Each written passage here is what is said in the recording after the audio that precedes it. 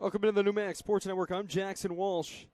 It's the Wheaton Invitational today inside Beard Fieldhouse. Second week in a row, the Lions have been competing at home.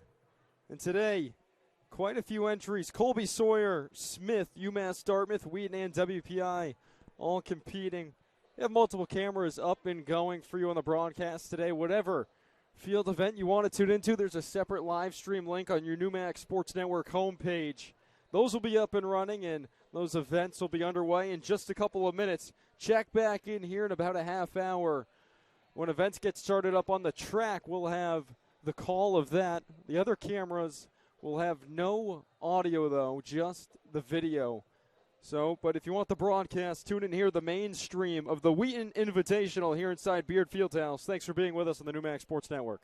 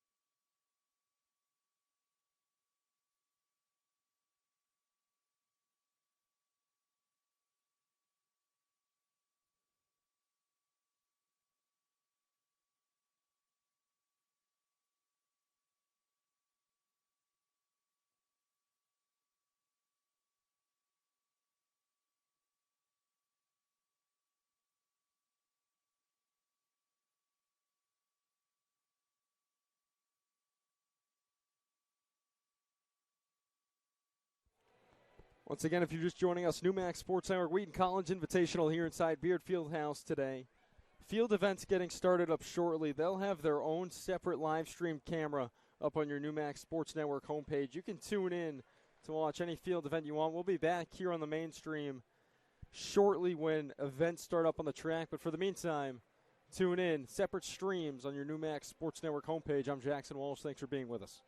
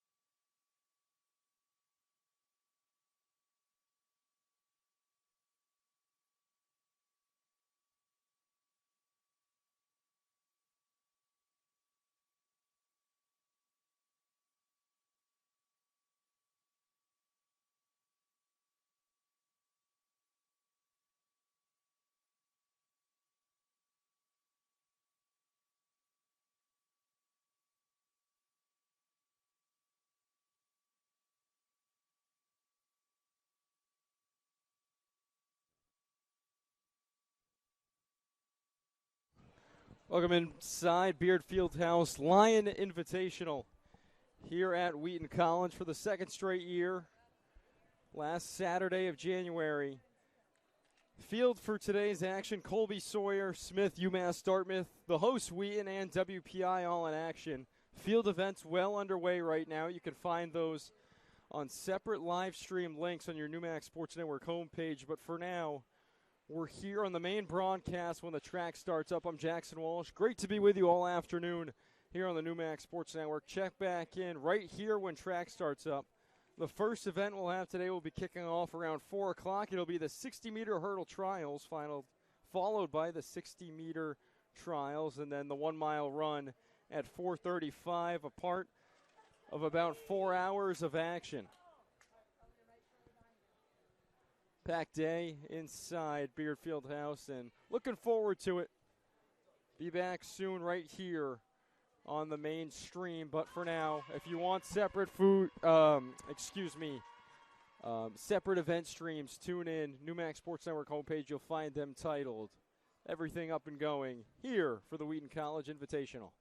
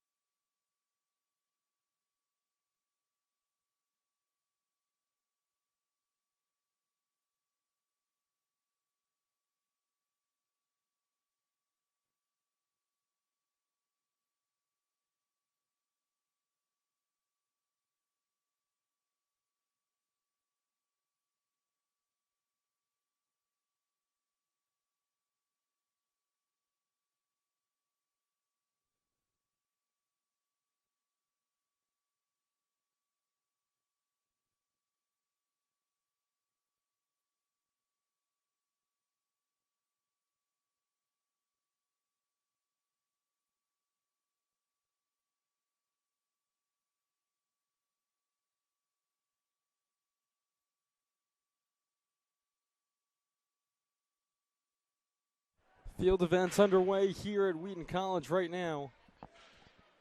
We're starting up with heat 1 of 2 for the women's 60-meter hurdle prelims, but bit of an issue on the start.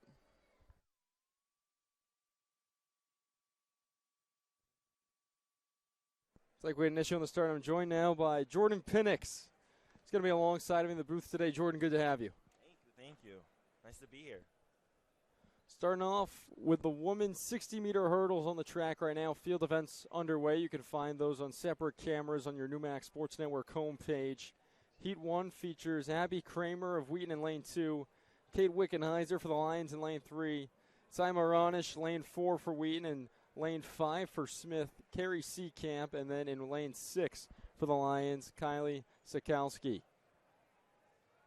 Top seed time coming in, Simon Ronish, 9.81. She's a junior for this Wheaton College team.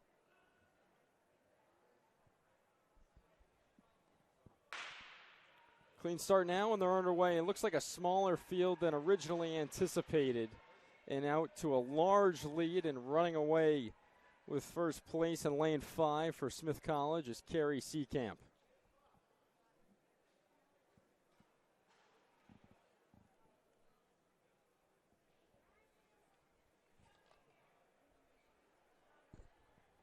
A little change up of the field prior to the start. So Carrie Seacamp, first place finisher here in the women's 60-meter hurdles prelims, heat 1 of 2. Will now move on to heat 2. Grace Saul in lane 2 for the Lions. Lydia Beers, lane 3 for WPI.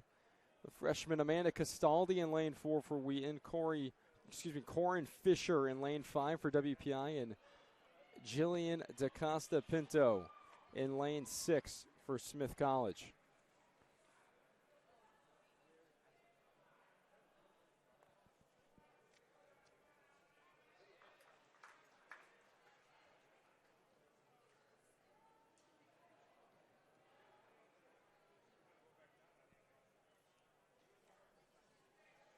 Now ready to go here in heat 2, the women's 60-meter hurdle prelims.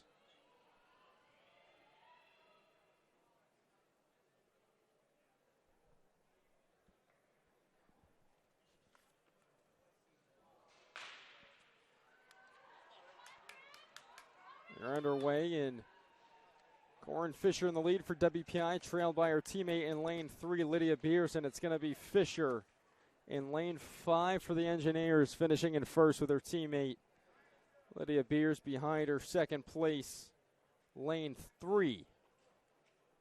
Then it was Smith College's Jillian DaCosta Pinto finishing third out in lane 6. So once again, a smaller field than I have here in my meet program than is originally running. Does that happen a lot, Jordan, with changes late in the track meet? Especially for this track meet, we've had a lot of bigger meets that are coming up later in the season, so we're trying to just hold people from getting injured and stumble and hurt themselves. So a lot of people definitely did not want to run and jeopardize the rest of the season. Yeah, definitely. Still early on, a lot of time to go in the season. Nothing to stress about this early on. Third meet for you guys this week, yes. right? Yes, it is. Second we have a lot of big ones home. coming up. Yep. We have all New England's coming up, so a lot of people want to just hold their bodies from hurting themselves. Yep, definitely makes sense. So we'll now move on to the men's 60-meter hurdle prelims. Those should get started momentarily after the hurdle setup. We'll take a quick break and come back when we're ready to go for the men's 60-meter hurdle prelims.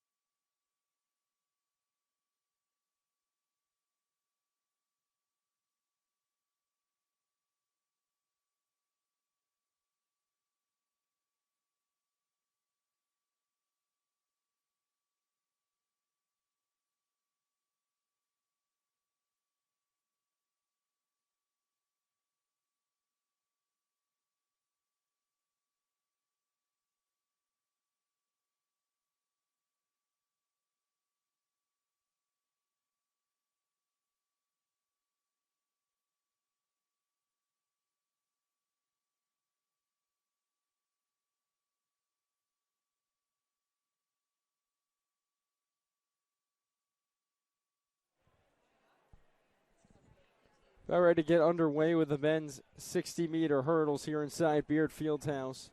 Once again, a lot of moving parts for the field, as we've seen for the first two events, the women's 60-meter hurdles, Heat 1 and 2. Scheduled Heat 1 here for the men's side and the 60 hurdles.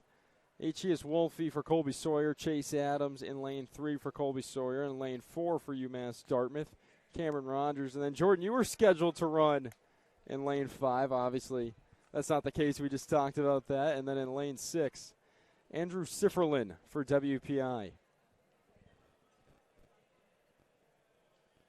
Top seed time coming in belongs to Cameron Rogers. He'll be running in lane 4 for UMass Dartmouth.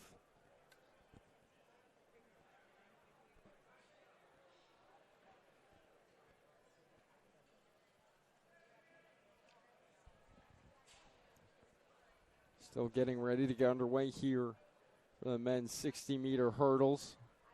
Once again, if you're just joining us, events still going on all over the place here in Beard Fieldhouse. Separate cameras for the field events. You can find those exactly where you found this stream. If you're looking for field events, that'll be right big on your Newmax Sports Network homepage, titled all different names according to the field events. Like we have a high jump view up and running, a view for the finish line on the straightaway, a view for the throws off to our left. Everything you could want, even the pole vault off to our right. So tune into those if you're looking for field events. But we'll have the broadcast up here in the main view with everything going on the track.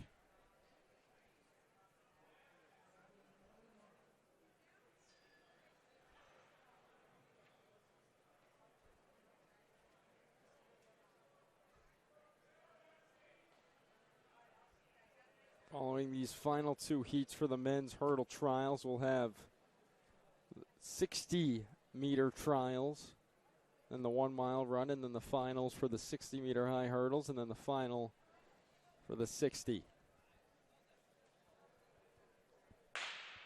Men are underway, heat 1 of 2 in the 60-meter hurdles, and flying out of the gate, Cameron Rogers, as expected for UMass Dartmouth. He'll take the win here in Heat 1. He was flying. He was flying indeed, and we'll have his final time up shortly. A final times from the first two heat for the woman. Corin Fisher, top qualifying time at 9.57 seconds. Carrie Seacamp of Smith, second top qualifier, 9.93 seconds. And then Lydia Beers of WPI, 9.96 seconds. Kylie Sikowski also qualifying for Wheaton alongside her teammate Abby Kramer. And Smith College's Jillian DaCosta Pinto.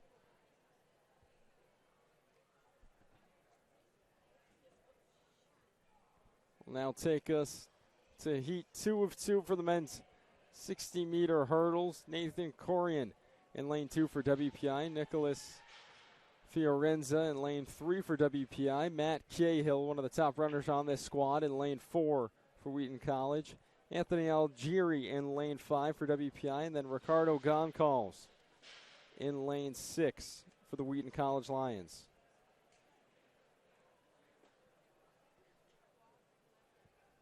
All WPI and Wheaton here in Heat 2 for the men's 60-meter hurdle prelims.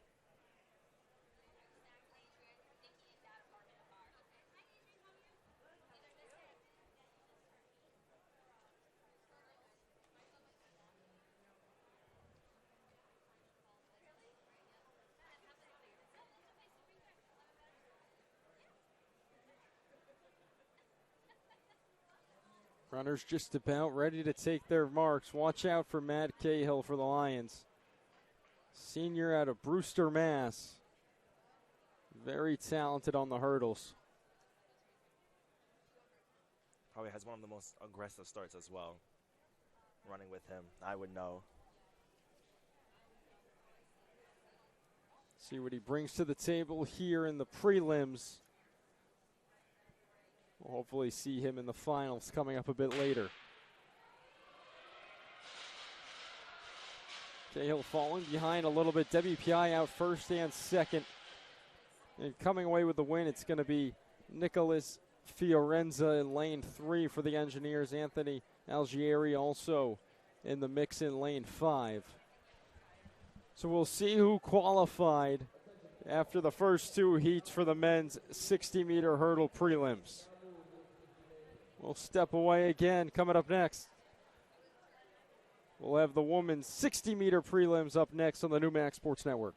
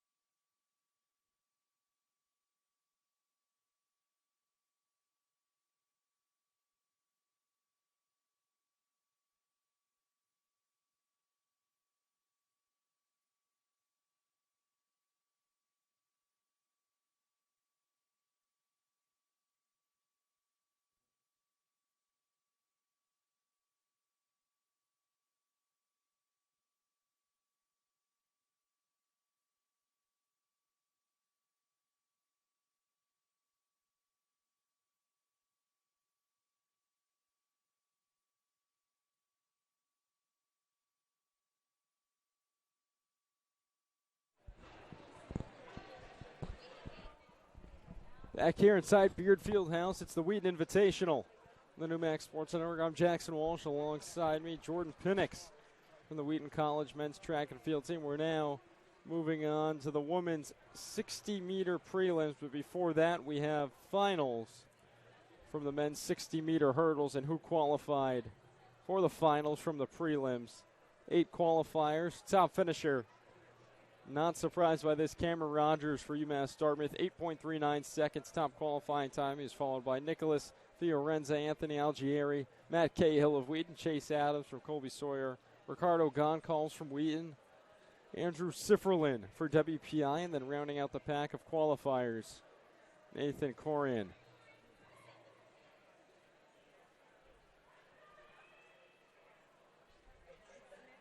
Now on to the women's 60-meter prelims here in Heat 1 for Wheaton in Lane 1. Brianna Hill, Lane 2, UMass Dartmouth. Patricia Johnson, Jasmine Ewing of WPI in Lane 3. Mashina Lawrenston in Lane 4 for Wheaton. Emily Zielinski in Lane 5 for the Lions. Ashley Kelleher of Colby-Sawyer in Lane 6. Ray Armijo in Lane 7 for UMass Dartmouth. And Saskia Habibi in Lane 8 for Wheaton.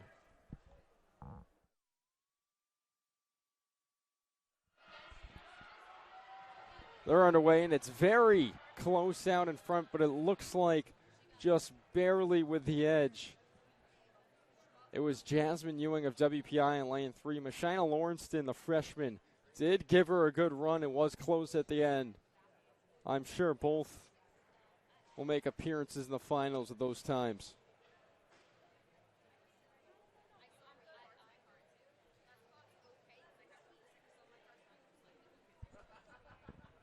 Will now take us to Heat 2 for the women's 60-meter dash prelims. Lane 1 for WPI, Catherine Butziger. In Lane 2 for Wheaton, Wendy Wooden. Lane 3 for Smith, Daniela Pillier. In Lane 4 for WPI, Vivian Evans. And then all Wheaton lanes 5 through 7, Eliza Spidell, Tori Hughes, and Rachel Murray. 2 freshmen, a sophomore, and a senior in the race for the Lions today.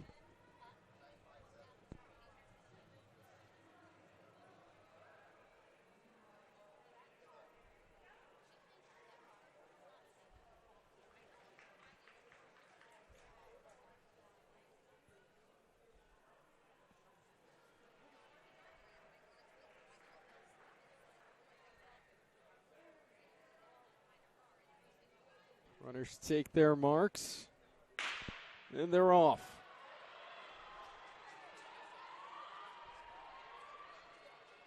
Neck and neck at the finish, but barely with the edge. It looked like it was Wendy Wooden for Wheaton. She was right there.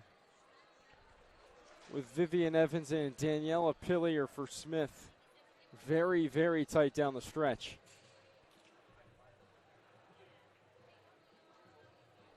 For the 60-meter dash, the freshmen this year have been very, very surprising. You saw Mashina in the first heat was tying it up with the WPI girl, and then same with this one, Wendy, as she was had a very close race with the other WPI girl as well. So the freshmen this year for our dashers have been very, very impressive. Yeah, I've seen the results both on the men's and women's side. A really good showing between the first-year class that Kim Spence has brought in all facets, sprints, distance. Everything looks like it's in a good place for Wheaton College track and field.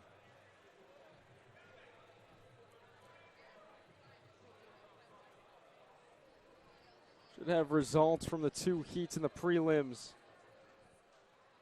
For the women's 60-meter, it'll now take us, results are up right now actually, and 8 qualifiers like the men's side for the hurdles. Well, both men's and women's for the hurdles, I should say, here in the women's 60-meter dash with a time of 8.03 seconds. Jasmine Ewing takes a spot for WPI. Vivian Evans also qualifying, and then we'll get right back to that in a second as the men are about to get underway here in the 60-meter prelims. Jaylon Vaughn, UMass Dartmouth, lane 2.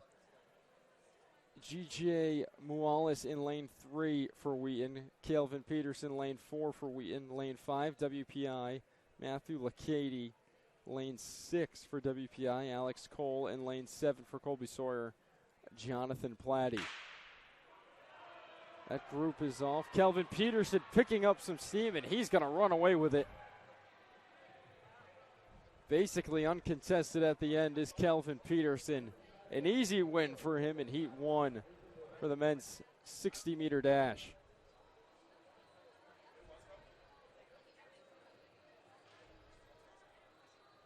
The sophomore of Elliott, Maine,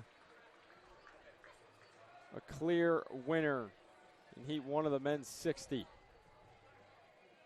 The other qualifiers for the women's 60, talked about Ewing and Evans, top 2 for WPI, then Lauriston, Wooden, Zielinski, and Spidell for Wheaton, and then rounding out the pack, Johnson for UMass Dartmouth and Kelleher for Colby-Sawyer, the top 8, and all qualifying for the finals for the women's 60-meter dash.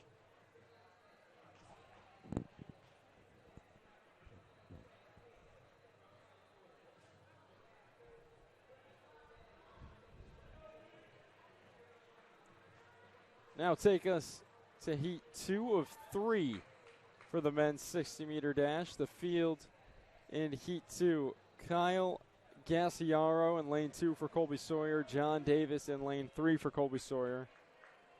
Brian Obadike in lane 4 for UMass Dartmouth. Justin Hart, lane 5 for Wheaton.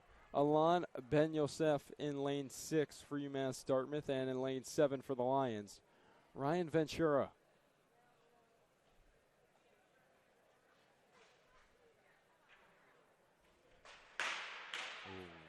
And I think that was lane 3 with the false start. False start here may have been John Davis in lane 3 of Colby-Sawyer. Now, what's the penalty situation? I think it's an immediate. Is it a DQ? Yeah, immediate DQ. And that's what it looks like it is. You said it, Jordan. It was lane 3, so John Davis walking away from the rest of the pack. A DQ here in the men's 60-meter dash.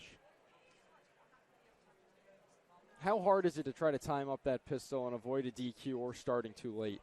A lot of people try to predict the gun, and that's where a lot of people mess up. They try to predict the gun and try to end up false starting.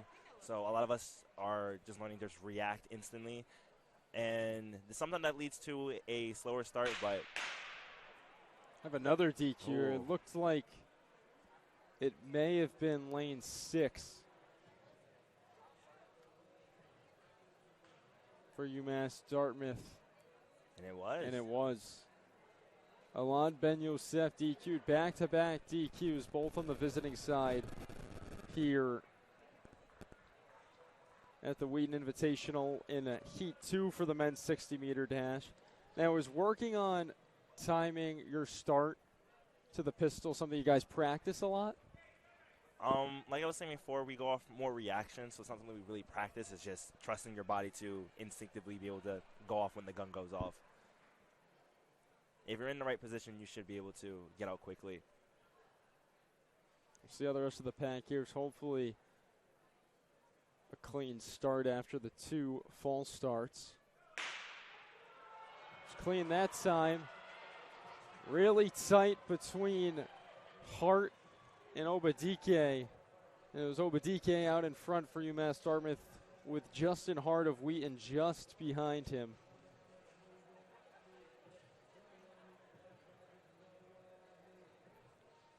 Justin Hart, the senior for Wheaton out of Queens, New York. This is actually surprisingly his first year doing track and field, even though as a senior. Yeah, I was going to say, I didn't recognize the name. I did a lot of the meets last year and did not recognize the name at all, and I was surprised to see he was a senior, so I figured something was up with that. Yeah, it's first year, and he's doing surprisingly well for first time ever running track. Give him credit on that, trying that his senior year and being successful. It doesn't get better than that. We'll now move on to Heat 3, the final heat for the men's 60-meter dash prelims. In lane 2 for UMass Dartmouth, it's Ali Akinwumne. And then in lane 3 for Colby-Sawyer, Dean Miller, Edward Lundy. In lane 4 for UMass Dartmouth, Xavier Manuel. Lane 5, UMass Dartmouth. Dartmouth also has Jalen Castillo in lane 6. And in lane 7 for Colby-Sawyer, Connor Mulcathan.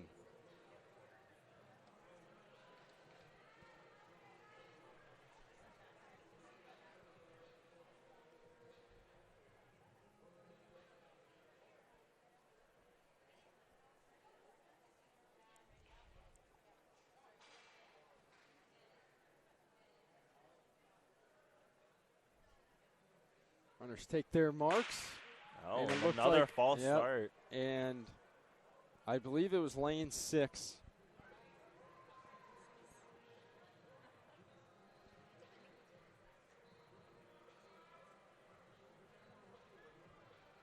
There's another case of just someone trying to jump the gun to get out early, messing them up. It was lane 6, so back-to-back UMass Dartmouth runners in lane 6. DQ'd because of a false start. Jalen Castillo, the victim that time.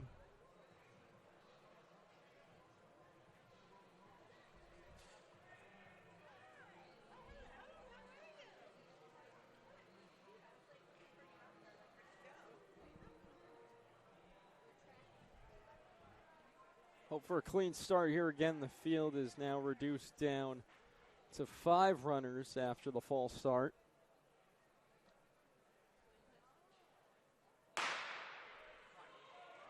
Clean start there, and picking up momentum is Akinwumne. Tight contest with his teammates. Too close to tell from this angle between Akinwumne in lane 2.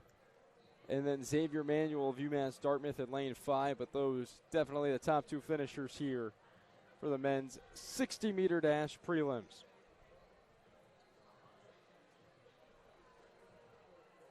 We'll step away and take a break. The next event scheduled will be the women's 1-mile run, followed by the men's mile run. So stay with us here on the Newmax Sports Network. It's the Wheaton Invitational from Beard Fieldhouse.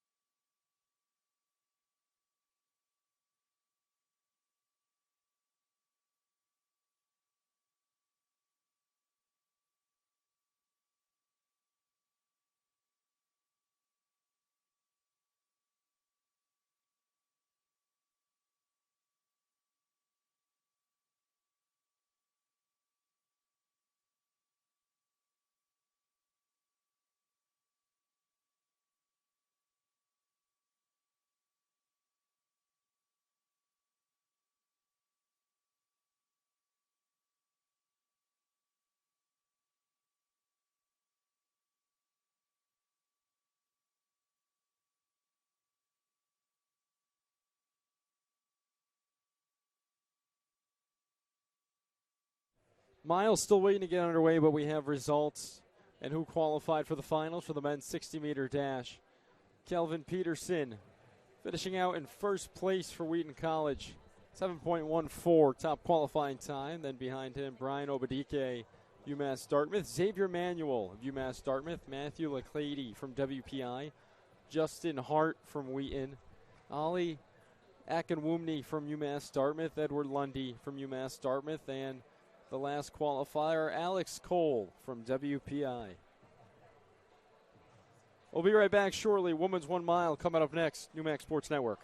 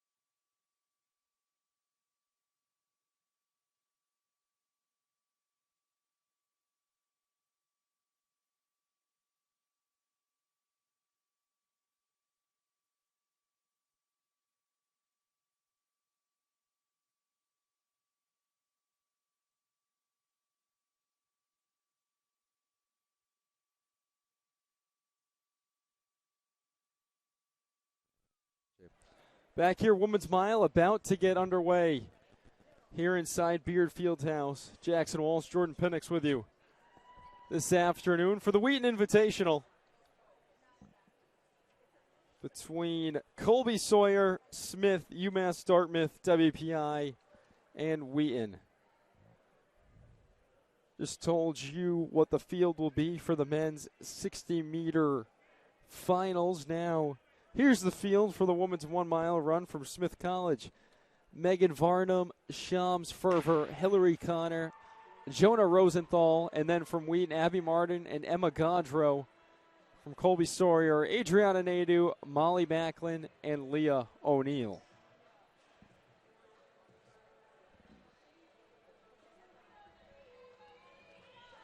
Right now, Shams Ferver and Morgan Varnum, the two front runners for Smith College. Behind them, their two teammates, Hillary Connor and Jonah Rosenthal, running together. And then right next to each other, it's Abby Martin and Emma Gaudreau for Wheaton College. Emma Gaudreau from the beautiful town of Cumberland, Rhode Island.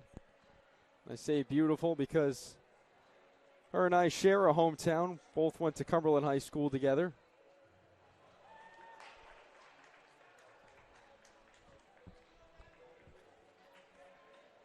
Shams Ferver in front for Smith right now, trailed by Varnum.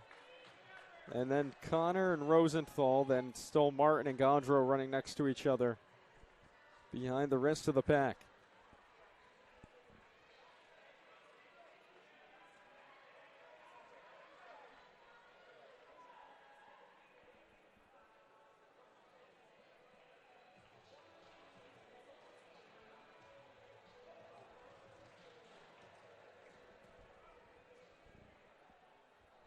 Making another turn back towards us.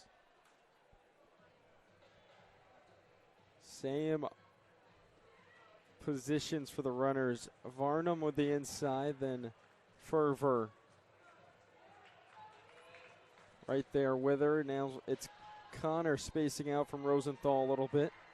Abby Martin just out in front of Emma Gaudreau for Wheaton, and then behind the rest of the pack, Adriana Nadeau, Leo O'Neill, and Molly Macklin from Colby-Sawyer.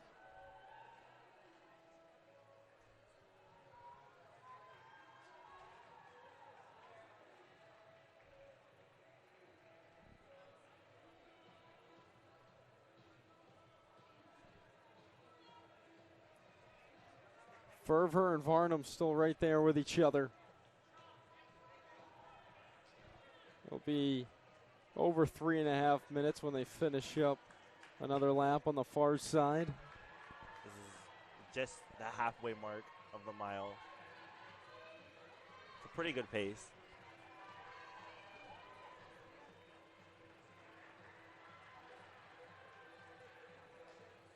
Another 4 laps to go.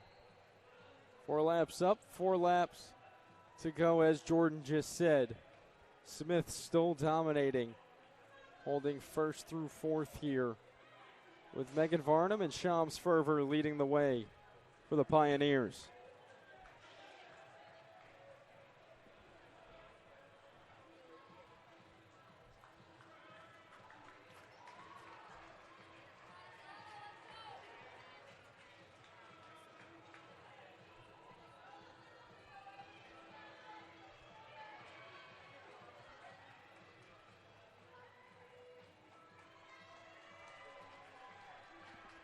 Another turn on the far side. Varnum and Fervor still right there next to each other.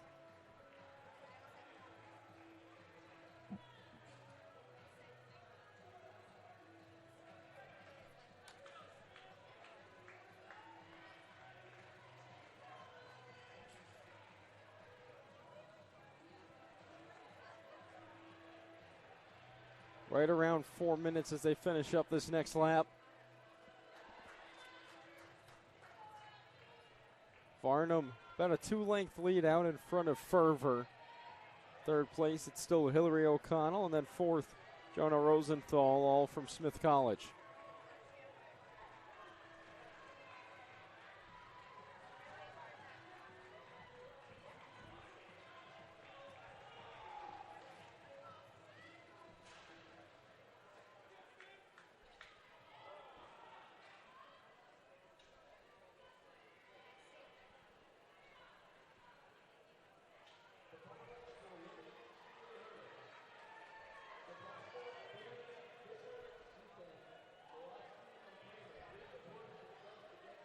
Or 45 as they finish up that lap. And The sound of the bell just went off, so this is the final lap for these 2 girls. that final lap here, they'll probably finish right around their seat times. Both have a seat time of 5:28 coming in.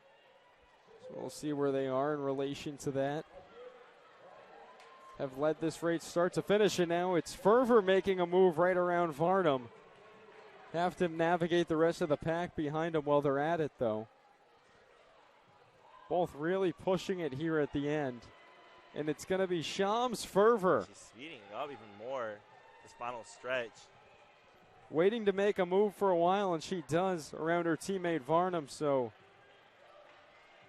Shams Fervor, and she was under that seat time of 5:28 that I was talking about.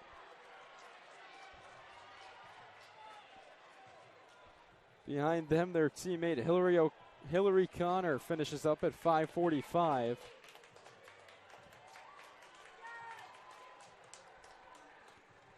And next across the finish line will be Jonah Rosenthal.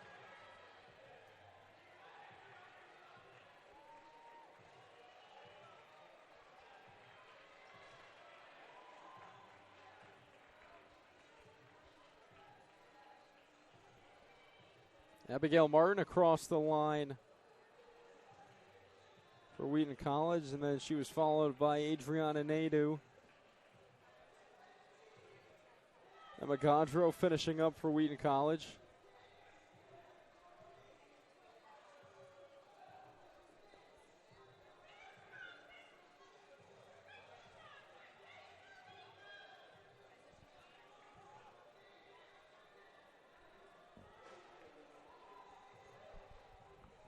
Rest of the pack finishing up here inside Beard Fieldhouse, and once again, Shams Fervor and Megan Varnum, first and second from Smith College here in the women's 1 mile run. We'll step away.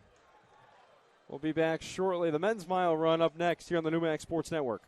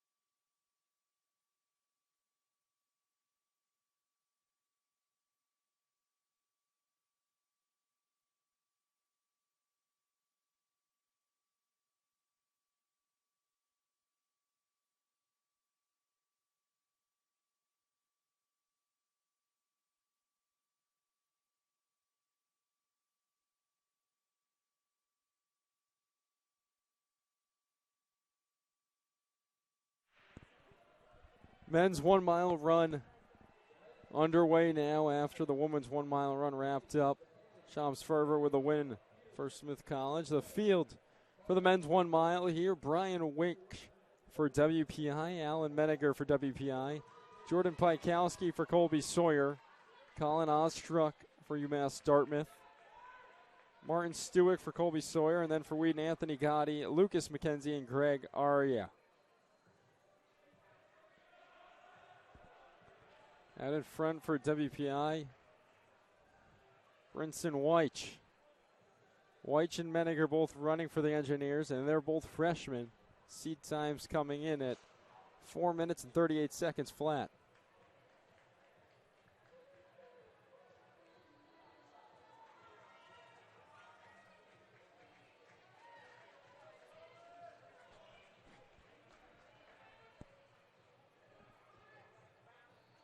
Make another turn in front of us. Weich out in front. Right behind him, though, is Colin Ostruck. Looks like he's trying to put a move on UMass Dartmouth also. Another freshman in there. You just said it, Jordan. Ostruck does put a move on him, and now he's out in front.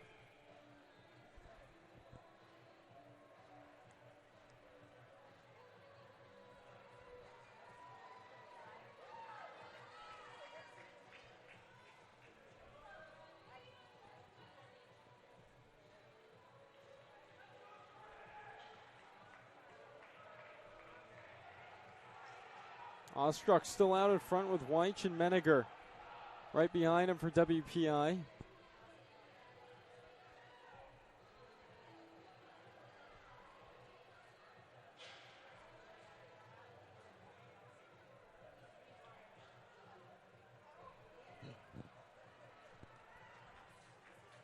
Back in front of us, it's still Ostruck in front. That's Menninger in front, Brinson Weich in third for WPI, and then Pikowski trailing the pack a little bit. He's in fourth for Colby-Sawyer, and his teammate right behind him, Martin Stewick. And these boys just hit the halfway mark at around 2:25. Another 4 laps to go. Still a very competitive lead of the pack. Has the makings of a strong finish right now, too. Ostruck still out in front. We'll see if he can hold that place. Weich in second for WPI behind WPI him. kids seem like they're trying to make a move, though. Yep, Weich and Menninger for WPI. Looks like they can pass Ostruck at any moment.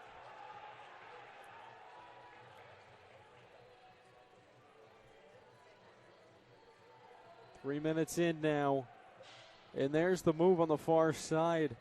Brinson Weich, the freshman, passes Ostruck of UMass Dartmouth as they come back in front of us.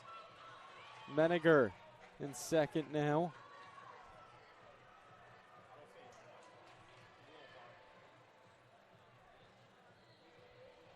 For Colby-Sawyer, it's Stewick and Pikowski.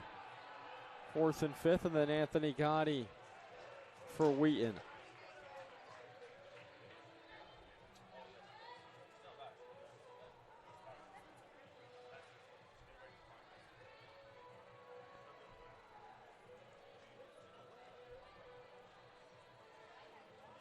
Weich really stretching that lead out over Menninger now. Ostruck falling back a little bit. Let's see if that lead extends as they're starting to get to the final lap. Final lap here. Weich will cross at 4:07 with just one more lap to go.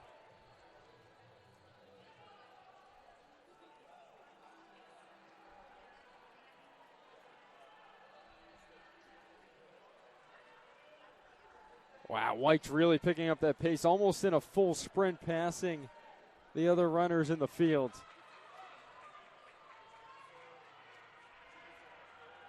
And look at Menninger. Kid has Weich. Kick.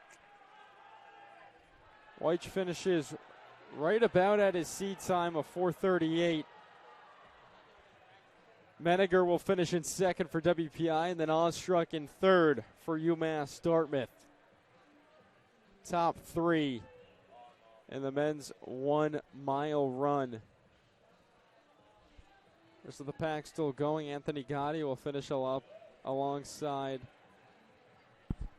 Lucas McKenzie and Greg Araya for Wheaton College. That's what always impresses me with distance events, just to be able to run for this long and still have that last energy on the stretch.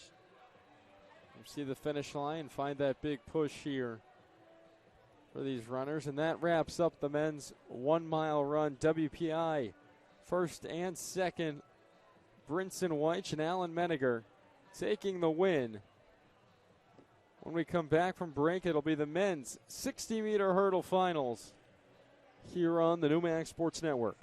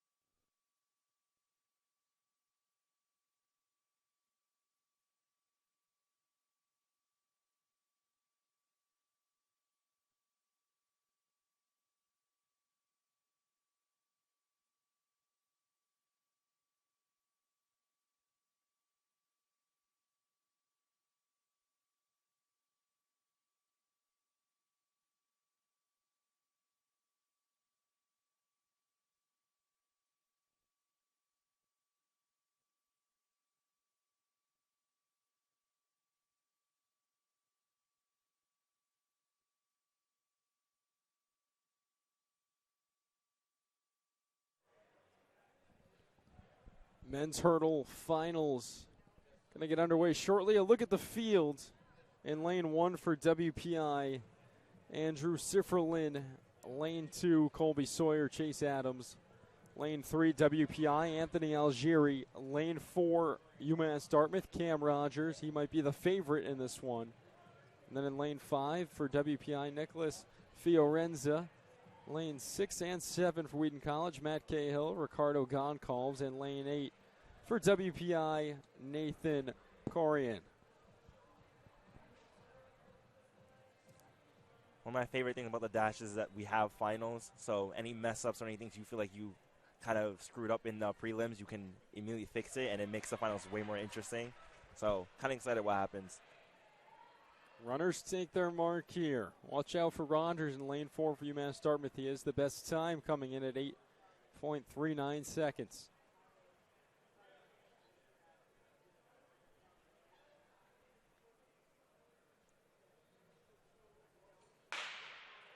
Runners run away. Cahill. Good start now. Here comes Rogers, that momentum, and he's going to run away with it. Cameron Rogers of UMass Dartmouth.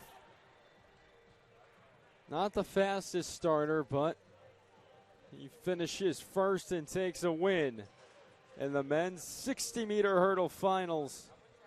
Second place, it looked like it went right next to him, Anthony Algieri of WPI. We'll have the times on those momentarily. Up next, it'll be the women's 60-meter hurdle finals after this quick break.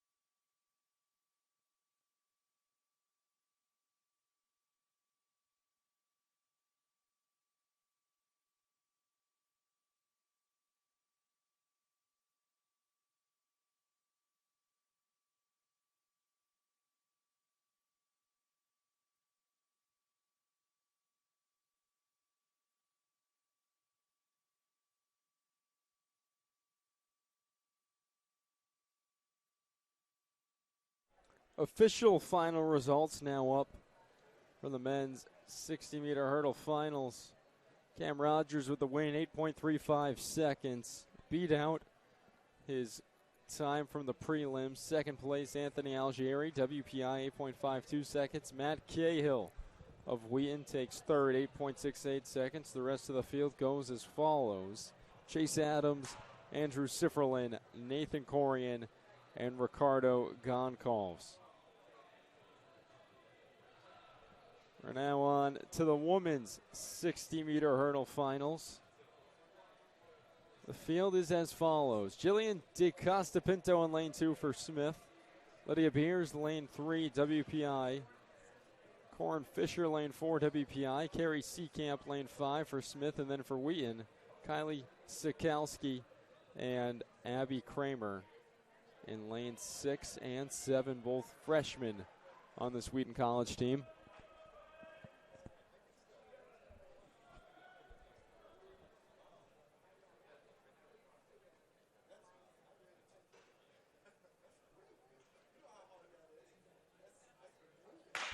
Ready to take their marks and they're on their way here in the 60-meter hurdle finals, and out in front it's Beers and Fisher for WPI. And it looks like it was Corin Fisher in lane 4 for the Engineers. The favorite coming in takes first place here and the win in the women's 60-meter hurdles.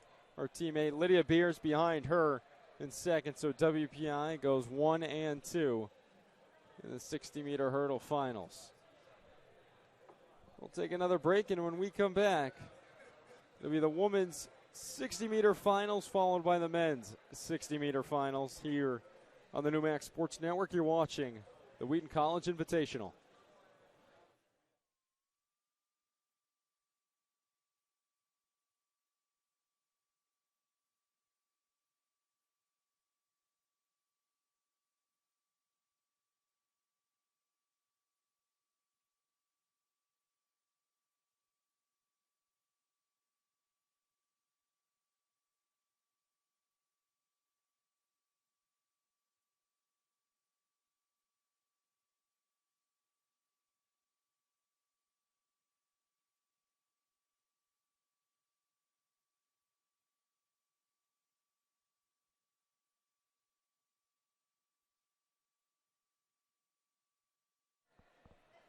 Official final results now in for the women's 60-meter hurdle finals. Corin Fisher with a win for WPI, 9.44 seconds. Lydia Beers, her teammate behind her, 9.83 seconds. Kylie Kasalski for Wheaton College, 10.17 seconds, third place. Rest of the field is as follows for Smith, Carrie Seacamp, and Jillian DaCosta Pinto, and then Abby Kramer for Wheaton College. Now on to the men's 60-meter finals. Edward Lundy in lane 1 for UMass Dartmouth. Lane 2, WPI, Matthew Lacady. Lane 3 for UMass Dartmouth, it's Xavier Manuel. And then the favorite in lane 4, Kelvin Peterson from Wheaton College. Brian Obadike in lane 5, UMass Dartmouth. Justin Hart will be running in lane 6 for Wheaton College. And then lane 7, Ali Akinwumne in lane, as I just said, lane 7 for UMass Dartmouth, and then lane 8 for WPI, Alex Cole.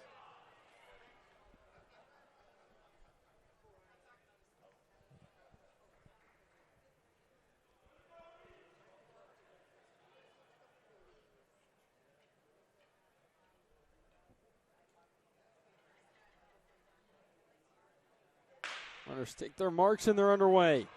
Peterson picking up the pace in lane 4. He's got to go. It was a tight contest.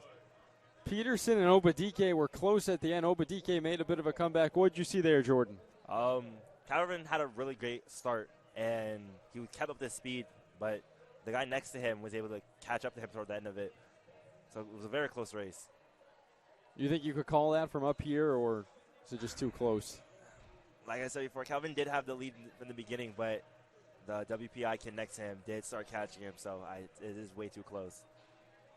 It was very close between Peterson and Obadike, lanes 4 and 5. So we'll have to see the official results momentarily when they pop up. They should be here soon. You can follow the scores live here for the Wheaton Invitational on live.athletic.net. Shows you the field for each race and then what the results are. Great website. Give it a look if you're looking for official results here from Beard Fieldhouse. Hopefully those men's scores update shortly. Times, I should say. It's now going to be the women's 60-meter finals up next. In lane 1 for UMass Dartmouth, Patricia Johnson, Emily Zielinski. In lane 2 for Wheaton, Mashina Lawrenston in lane 3 for Wheaton, and then Jasmine Ewing in lane 4 for WPI. Vivian Evans lane 5 for WPI. Then for Wheaton, Wendy Wood in lane 6, Eliza Spidell in lane 7, and then Ashley Kelleher in lane 8 for Colby-Sawyer. Runners are underway. Mashina Lawrenston picking up pace, and she's going to run away with it. Lawrenston in lane 3 for Wheaton College. Looked like she took the win there. She's been having a great season so far. The first couple of meets. The first year out of Boston. Absolutely flying there for the women's 60-meter dash finals.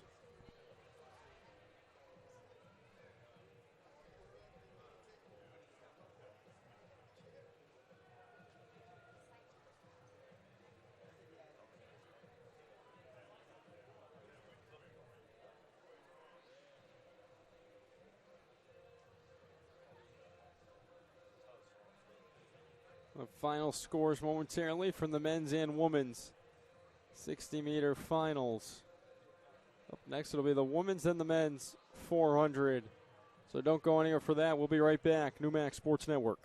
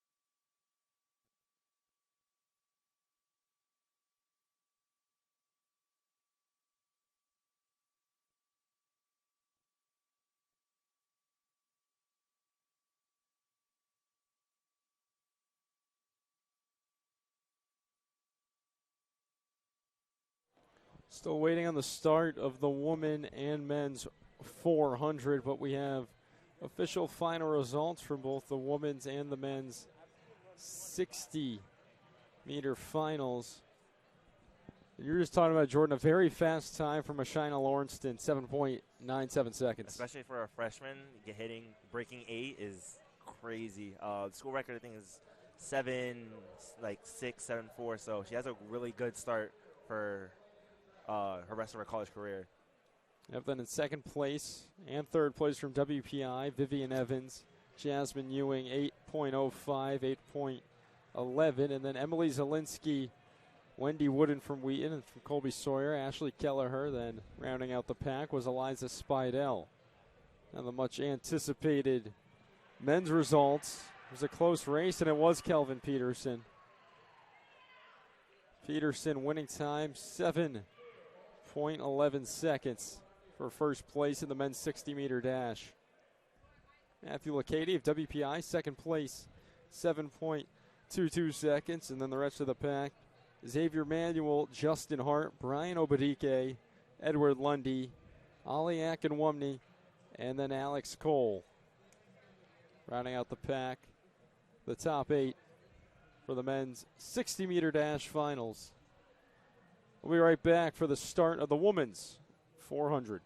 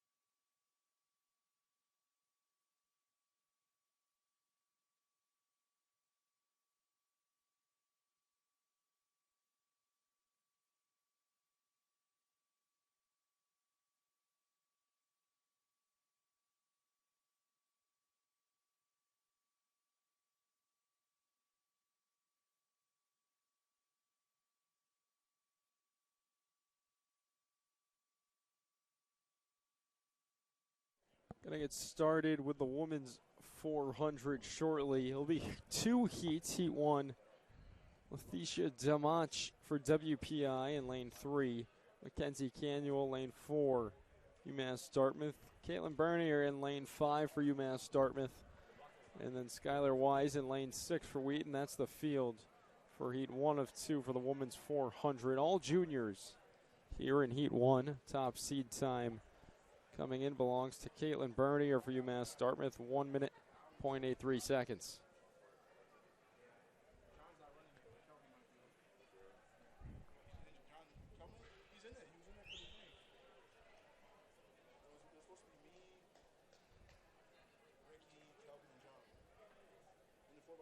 Still awaiting on the start here for the women's 400. It'll be followed by the men's 400.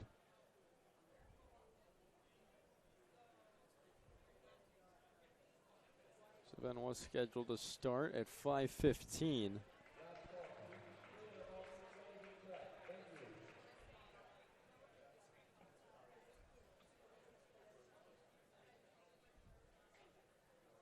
Start off to the far side of the track, as you can see on your screen.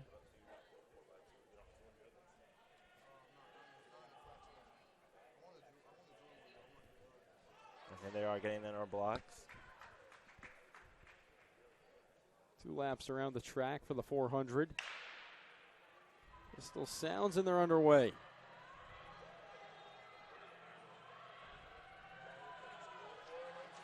Making their first turn in front of us. Bernier for UMass Dartmouth going at a good pace. Skylar Wise for Wheaton right there with her, though. Now falling back a little bit. Dimanche for WPI sits in third.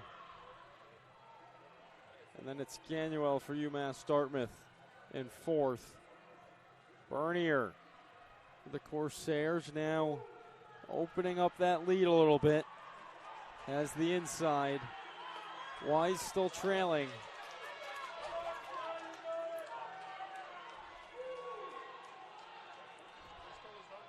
Doesn't look like Wise is going to catch her, so Caitlin Bernier for UMass Dartmouth going to take the win in Heat 1 for the women's 400. Skylar Wise in second. Seems like she even third. broke the 1 minute mark. Broke under 1 minute. Was very close. See the official results of that shortly. Probably safe bet to say that we're going to see her in the finals. I don't know if the Ford does finals, especially at this meet. No? No. Just the dashes that have finals. Okay, yeah, I haven't done one in about a year, so it's all coming back to me now. A lot of these events now going on will be fastest to slowest. So basically the first heat is a practical final. So very well, based on what you just said, Jordan, then we see Caitlin Bernier as the winner even after Heat 2 coming up shortly. Heat 2, 3 runners, all from different schools. In lane 4, it'll be Grace Russell for UMass Dartmouth. Laurel Mitchison in lane 5 for WPI. And then for Wheaton, it's the freshman, Kristen DeBella.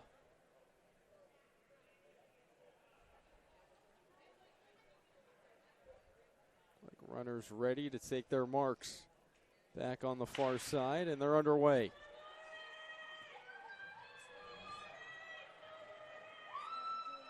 Go out of sight, then make a turn back towards us for their first of 2. DeBella going at a good place for Wheaton in lane 6, but now catching up is Mitchison for WPI, and she'll pass DeBella here as they approach the halfway mark. So through one lap, about a 30-second pace. There's Lauren Mitchison for WPI.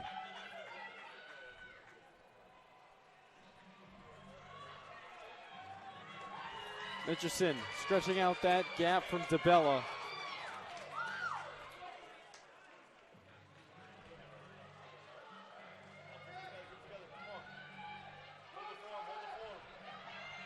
Mitchison's going to run away with it. She'll take first place. It's going to be over a minute. DeBella pushing to the line. She'll take second. Good job by Kristen DeBella holding off Grace Russell, who was coming very fast from behind. So we'll have final scores of the women's 400 shortly. Now turn it over to the men's 400 right after another break here on the New Max Sports Network.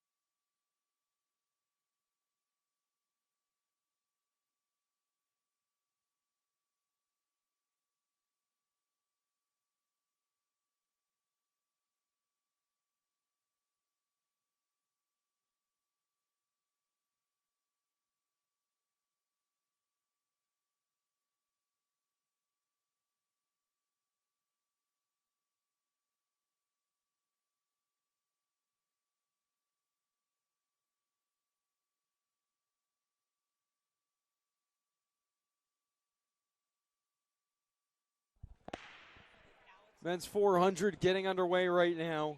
We'll get you the final scores of the women shortly. Here in Heat 1, it's John Davis of Colby-Sawyer, Dean Miller of Colby-Sawyer, then James Christie and Jeffrey Doyen for UMass Dartmouth. Right now, Colby-Sawyer out in front with Miller and Davis. 25 seconds halfway through. Making another turn back towards us. It'll be their last turn.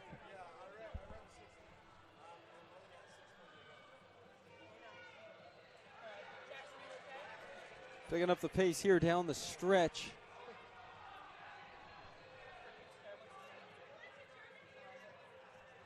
An amazing kick in this final stretch. And no numbers on him right here. Tough to tell. It did have a seat time to indicate it, so it was either John Davis or Dean Miller there for Colby-Sawyer out in first place. And no numbers on him, no seat time. So it was Colby-Sawyer, though. John Davis or Dean Miller first place, with James Christie and Jeffrey Doyen behind them in third and fourth for UMass Dartmouth. Will now take us to Heat 2 of 4 for the men's 400.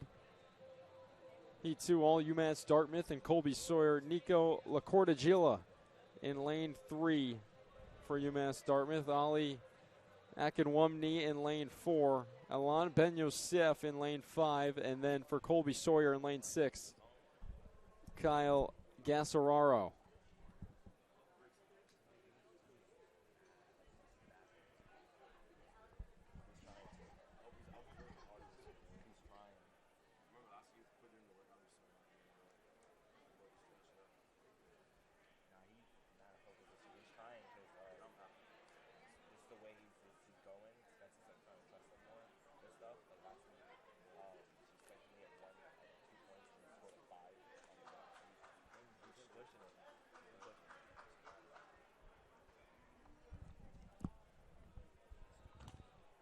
Heat 2 runners on the blocks, ready to go.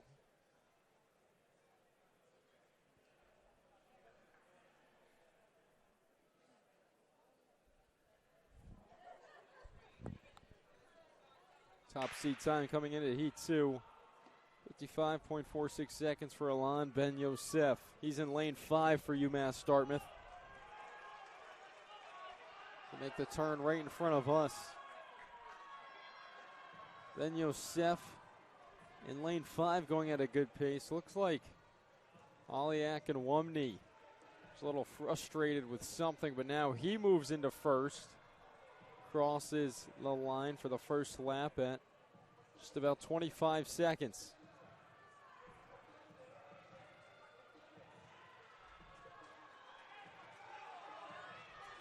Akinwumne has the inside. Here is teammate Ben Yosef trailing him.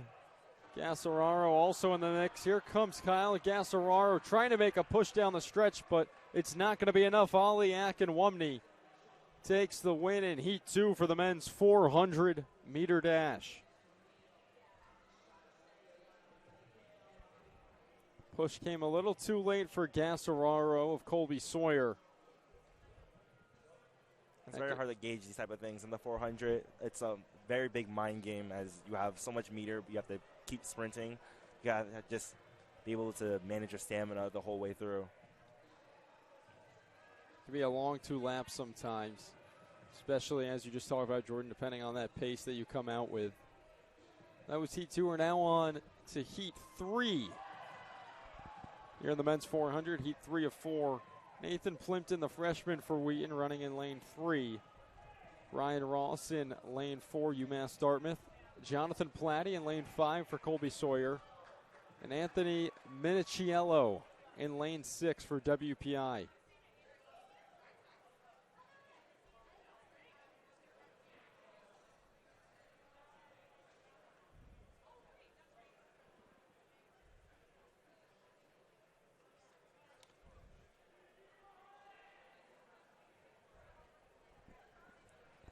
Runners getting ready to go on the far side.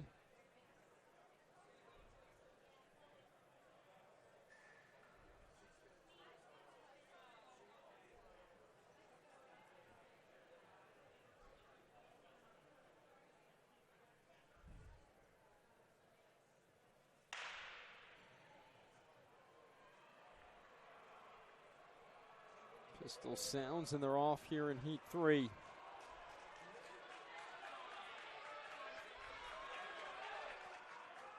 Minichiello going at a good pace in lane 6 for WPI.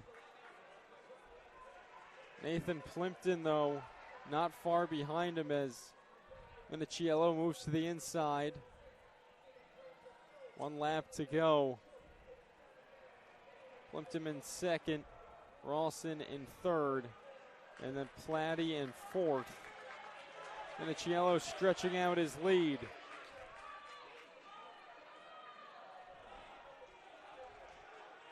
There goes Anthony Minichiello.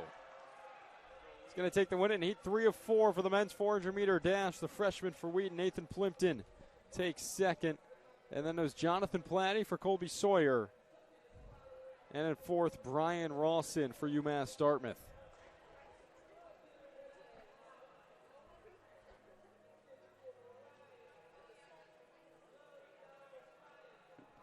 Looks like coming up in Heat 4 right here, Jordan. This might be the fastest group out there. Yeah, it seems like they're doing the reverse of what the girls were. The Heat 4 has the faster boys with the fastest time being of 50.84 from UMass.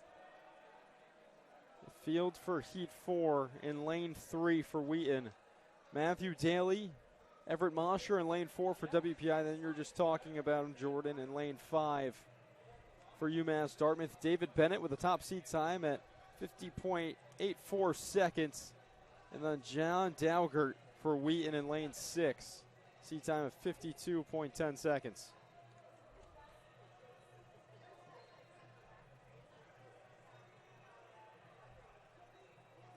Should be an exciting race coming up here. It very well could be that the winner for this whole event comes out of Heat 4.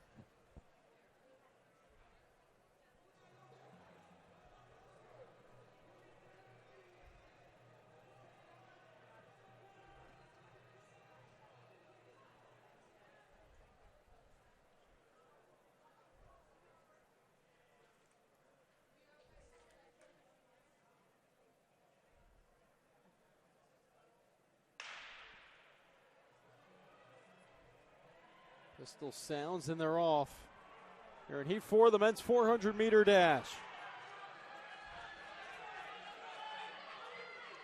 Looks like John Daugert isn't running for Wheaton College. It's just Matt Daly for Wheaton. But right now, David Bennett absolutely flying out in front for UMass Dartmouth. Finishes his first lap at right around 23 seconds.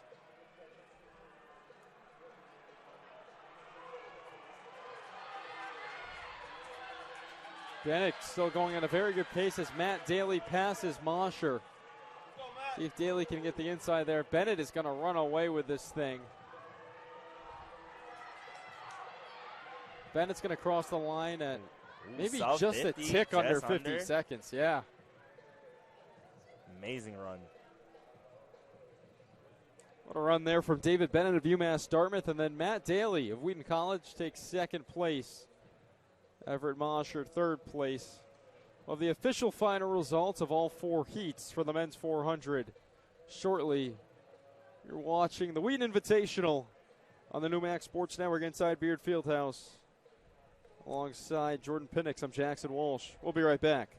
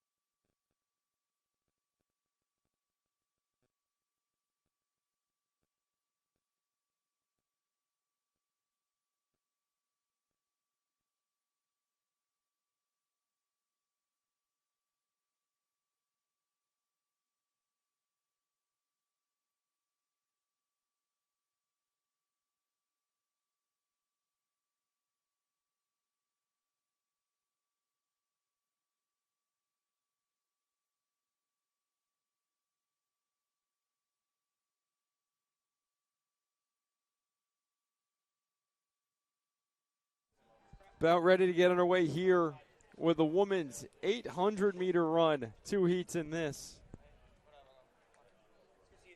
We have final scores up from the women's and men's 400. Caitlin Bernier with the win on the women's side for UMass Dartmouth, 59.59 seconds. Skylar Wise takes second for Wheaton, and then in the men's 400, David Bennett, as expected for UMass Dartmouth, first place, sub 50. Matt Daly, second place for Wheaton College. Anthony Minichiello for WPI finishes in third. Right now, heat one of the women's 800. Julia Huckins of Colby-Sawyer, Marguerite Bartlett of Wheaton, Kayla Condon of WPI, Tessa Millette, Colby-Sawyer, Heather Hansen, Colby-Sawyer, Deidre Anderson, WPI, Victoria Schweitzer for UMass Dartmouth, Maddie Betancourt for Wheaton, and Julia Latura for UMass Dartmouth.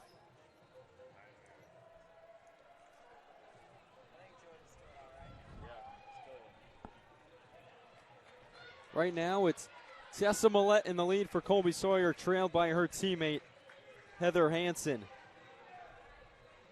And then it's Victoria Schweitzer for UMass Dartmouth.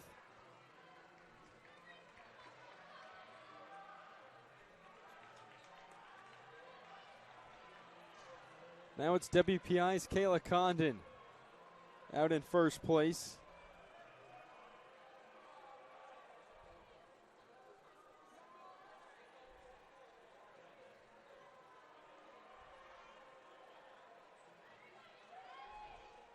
Excuse me, that's Deidre Anderson for WPI. Now in second for Colby-Sawyer, Tessa Millette.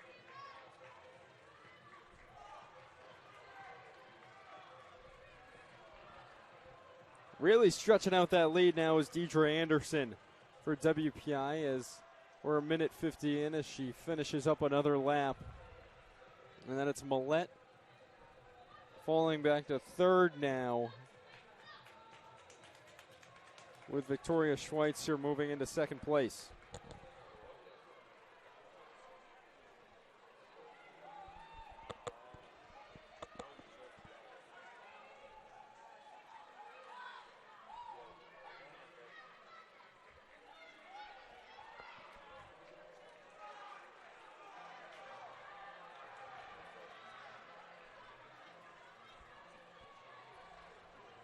Two and a half in, and that's the end of it. Wrapping up the win. Kayla Condon for WPI, second place. Looked like it was UMass Dartmouth's Victoria Schweitzer. As the rest of the pack wraps up, we'll have Heat 2 coming up momentarily. 9 runners competing in Heat 2, and then find the best time out of these 2 heats. And we'll have a winner here in the women's 800. We'll be right back. Heat 2 of 2 in the women's 800 coming up next.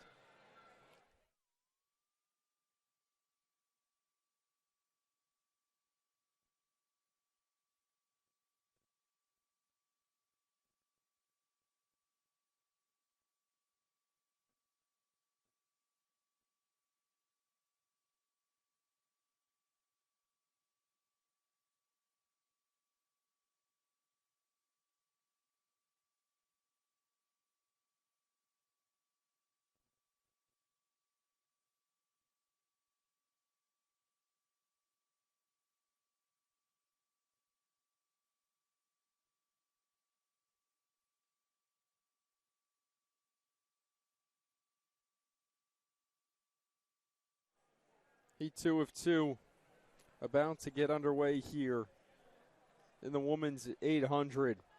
A look at the field for Smith College, Piper West, Ellen Smith, Serena Brittner for WPI, Nicole Whipke, and then for Smith, and Jolly Jones and Lena Baker. And then for WPI, it's Sophia Reynolds and Abigail Hodges. That's the field for Heat 2 of the women's 800.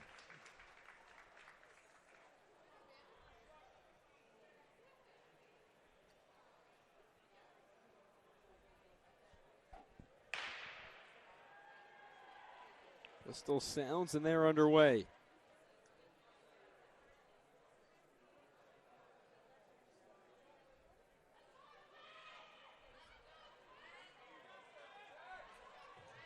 Out in front for WPI, it's Nicole Whipsky. And the rest of the pack right there behind her.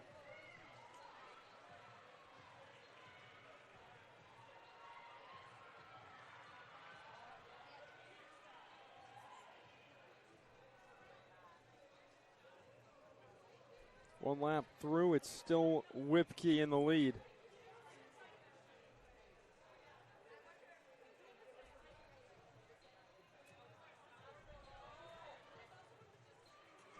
Whipke stretching out, second place. Brittner for Smith, and right behind her, Piper West, her teammate.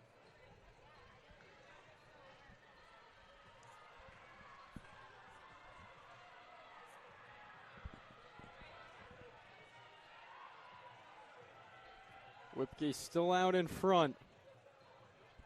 And Piper West and Serena Brittner second and third for the Pioneers.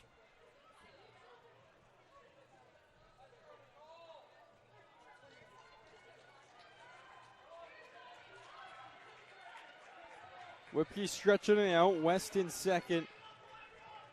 Excuse me. Yes, Piper West in second place. Brittner in third. And then it was Ellen Smith in fourth for Smith College.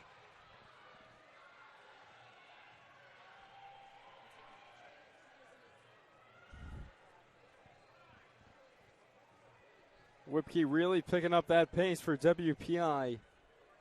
She'll make another turn in front of us.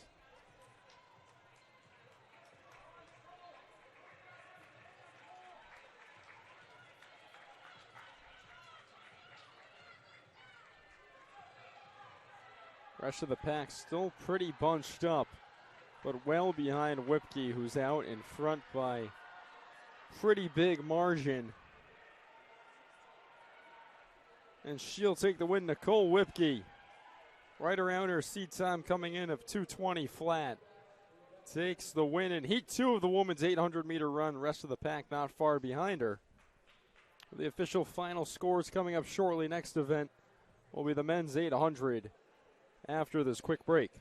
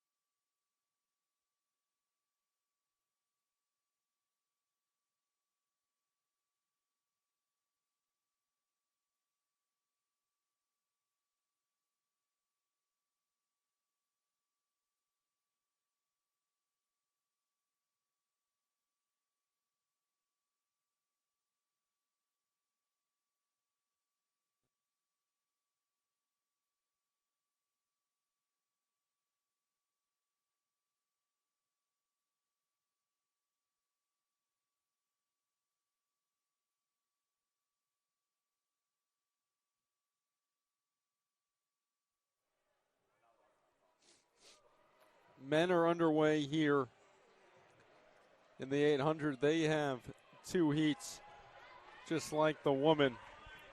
This WPI squad out in front is flying. Very aggressive start for an 800. See if they can hold this pace. I'd be shocked if they did. That's a borderline sprint they're all in right now. Field mostly WPI, two UMass Dartmouth runners mixed in. Jack King, Andrew Baton, Thomas Scarry, Brendan May, Jack Robertson, and Matt Reynolds for WPI. Then Vincent Gardner and Benjamin Davigon for UMass Dartmouth.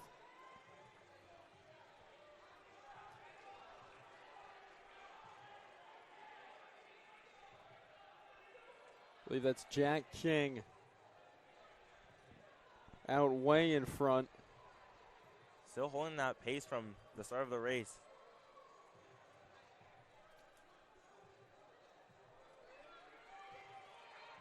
Well, it's not Jack King, it's Thomas Scarry out in front for WPI.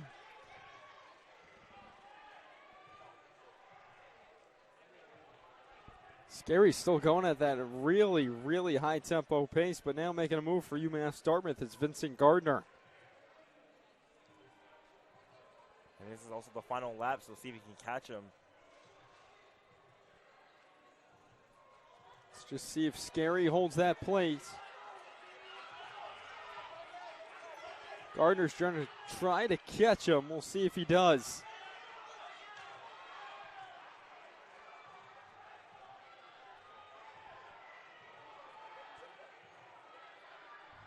And WPI passes. First and second, yep. Last second on the straightaway. I believe that's Brendan May that took second for WPI, but it was Thomas Scary in first place. And then Brendan May second and Vincent Gardner in third for UMass Dartmouth. Final results in officially for the women's 800. Nicole Whipke with a win for WPI. Then Serena Brittner and Jolly Jones second and third for Smith. You can find all the full results at live.athletic.net. We'll have final scores for the first heat of the men's 800 coming up shortly. Now we have heat 2 of 2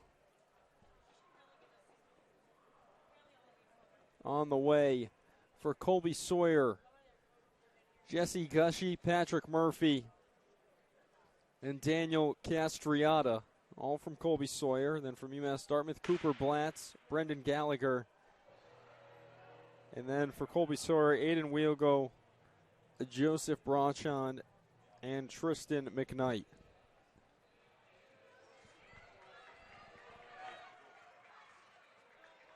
First turn here, it's Gallagher and Blatz, both for UMass Dartmouth out in front. Colby-Sawyer trailing the rest of the way behind them.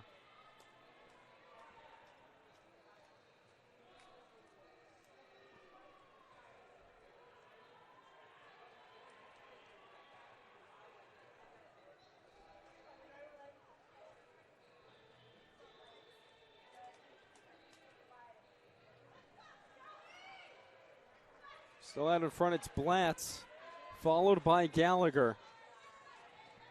So only two UMass Dartmouth runners in the pack, but they're the two out in front right now.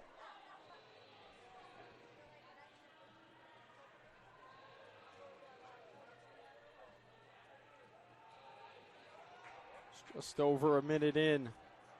Still holding that pace. We'll see if anybody from Colby-Sawyer makes a move coming up.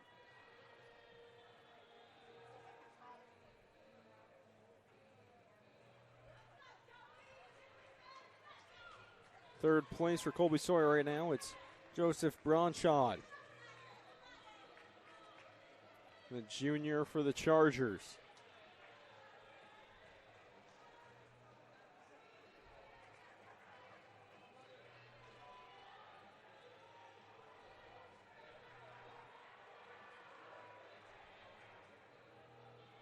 UMass Dartmouth still first and second.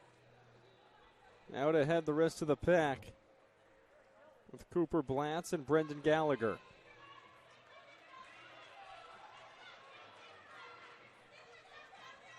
Four Colby-Sawyer runners all trailing them. Trying to make one last push here down the end. Will be UMass Dartmouth first and second. Cooper Blatz taking the win. Just around 2 minutes, 15 seconds. His teammate Brendan Gallagher behind him, and then the rest of the Colby-Sawyer pack rounds out Heat 2. That wraps it up for the men's 800. We'll have final results soon. Jordan, thanks for joining me today. I know you got to run. I appreciate you being on the call alongside me. Thank you for having me. I had a good time. All right, hope you're back out there soon. Good luck the rest of the way. Thank you. We'll take a break, and when we come back, it'll be the women's and then the men's 200.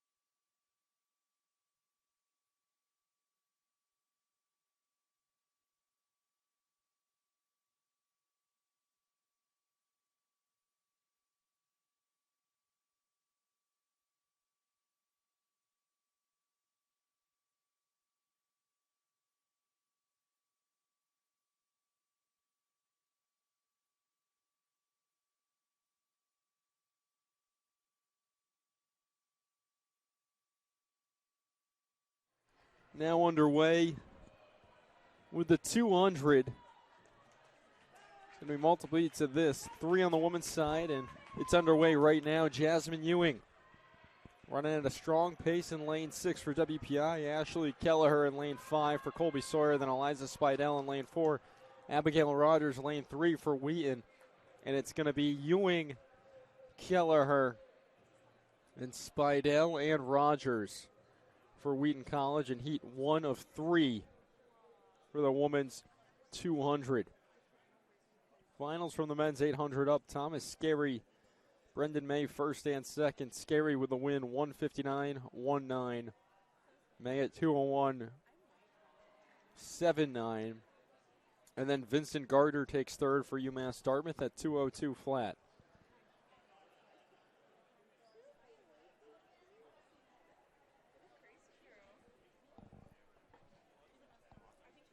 Now on to heat 2 of 3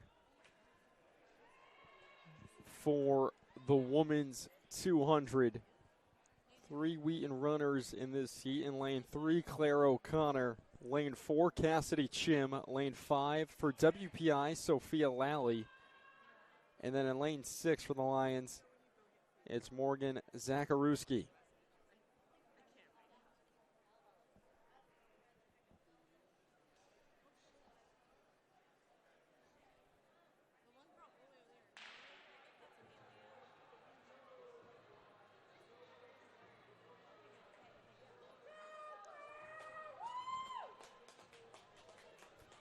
Runners making the turn in front of us. Morgan Zacharuski in lane 6. Running steady out in front. Lally's going to try to give her a chance. Cassidy Chim making up some ground in lane 4. It'll be close at the end, but it's going to be Morgan Zacharuski, the Wheaton sophomore, with a win in lane 6. Then I believe it was just barely Sophia Lally for WPI. Then Cassidy Chim and Claire O'Connor rounding out the pack here in heat 2 of 3 for the women's 200.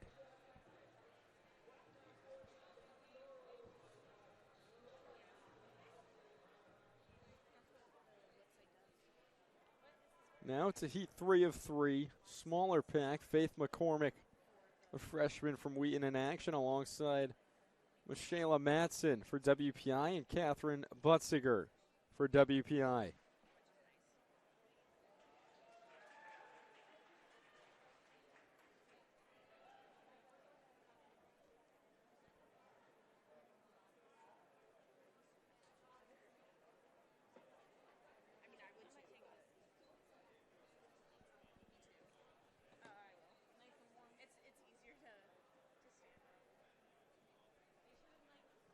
Ready to get underway here for heat 3, and they're off. As I said, just 3 runners in this heat.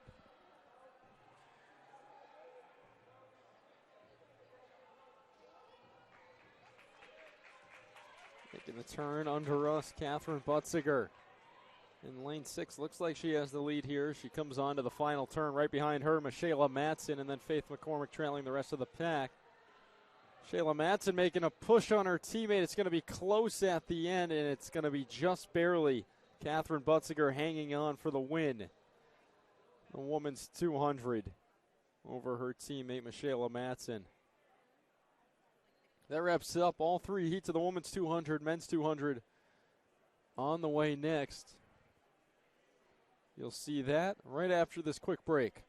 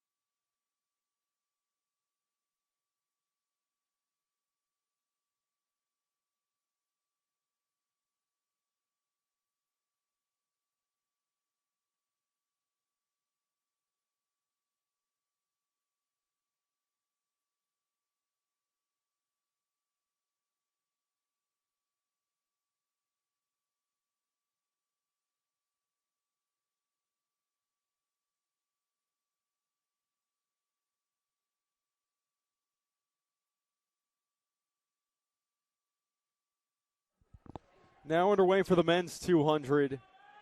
After the women's 200 wrapped up, here in Heat 1, Edward Lundy, Jack Adeletta, Tristan Andrew, and Matthew Lacady. Lundy from UMass Dartmouth, and the other three from WPI. Like we had a late scratch, but it's going to be on the outside. It's either Tristan Andrew or Matthew Lacady from WPI, which either one was not a scratch from this race with the win here in Heat 1. Before we move on to Heat 2, we'll have the final scores. Yep, they're up right now for the women's 200. Jasmine Ewing with the win in the women's 200 for the WPI Engineers, 26.87 seconds for the win. Behind her, Ashley Kelleher from Colby-Sawyer, 27.41 seconds. And Morgan Zakarowski for Wheaton in third. Eliza Spidell in fourth. And Sophia Lally in fifth for WPI. As always, if you want the live results for the meet, go to live.athletic.net or WheatonCollegeLions.com. Then click live stats where it says Wheaton College Invitational. Now on to Heat 2 for the men's 200. Two WPI runners in lane 3, Alex Cole. Lane 6, Devin Coughlin. Then in lane 4 for Colby-Sawyer, it's Chase Adams. And then in lane 5 for UMass Dartmouth, Alon Ben Yosef.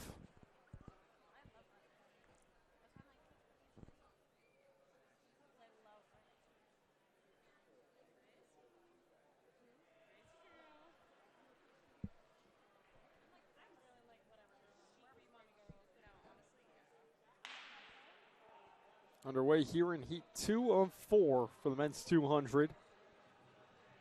Go out of sight here, make their way back into the frame now. Right on the bottom of your screen, that's Devin Coughlin in lane 6. We'll see if Ben Yosef makes a push. Also in the mix, it's Chase Adams for Colby-Sawyer. It's going to be close between the three down at the stretch, but it's going to be Alon Ben Yosef of UMass Dartmouth running in lane 5, taking the win here in Heat 2 for the 200. Just barely edging out Chase Adams of Colby-Sawyer and then Devin Coughlin of WPI.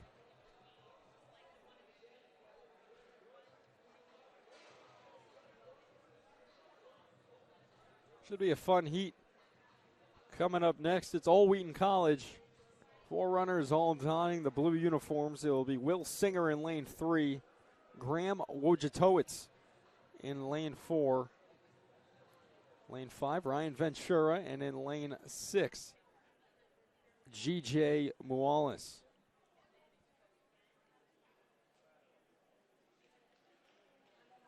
Singer, a sophomore, Wojciechowicz, a senior, Ventura, a sophomore, and Mualis, a freshman. All about a run here for the Wheaton College Lions.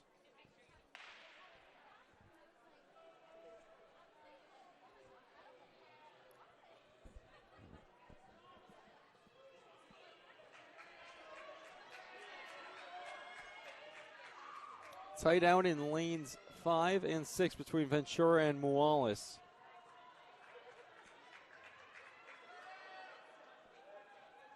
It's going to be Ryan Ventura, the sophomore for Wheaton College, with a win in Heat 3.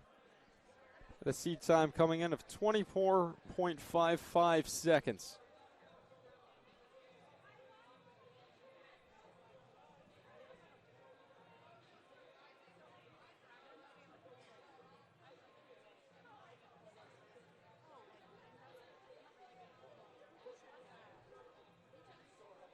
That wraps up Heat 3. We'll now move on to Heat 4 of 4 for the men's 200. Fernando Gaspar Rodriguez in lane 3 for UMass Dartmouth. Ryan Montiero in lane 4 for Wheaton. Philip Ferguson in lane 5 for UMass Dartmouth. And then Aristides Giatrakos in lane 6 for the Lions.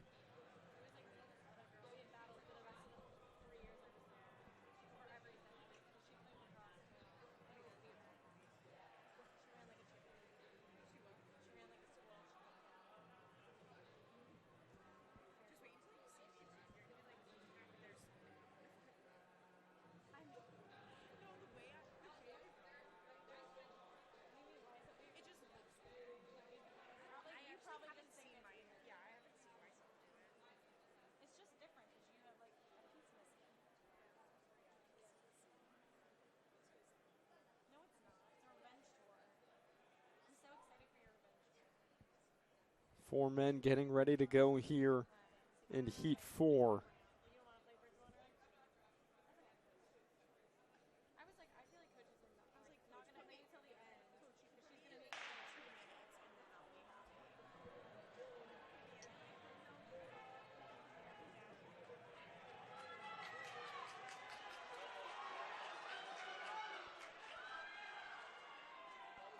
Tight lanes 5 and 6.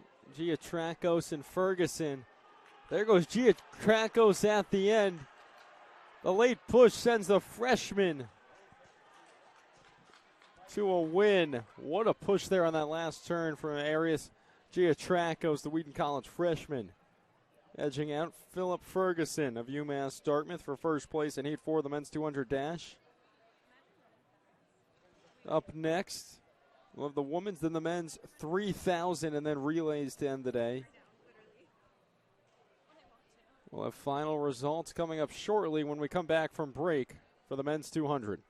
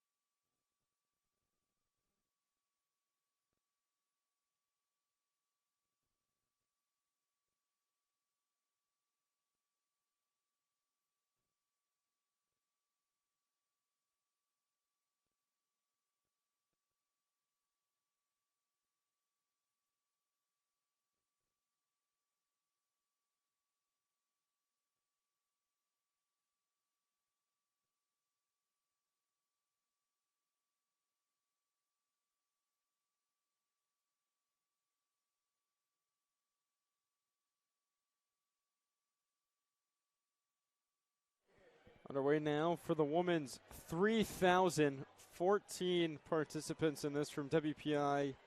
Amelia Kokernak, Elise DeSchus, Sarah Ossing, Kaylee Gladu, Caitlin Guilfoyle, Charlotte Kokernak.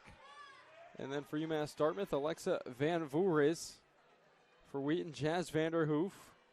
For Colby-Sawyer, Shannon O'Connell and Samantha Karras. And for WPI, again, Beth Irwin. For Wheaton, Madeline Broyard and Julianne Morse. And then for UMass Dartmouth, B. Greenberg. All competing here in the women's 3,000.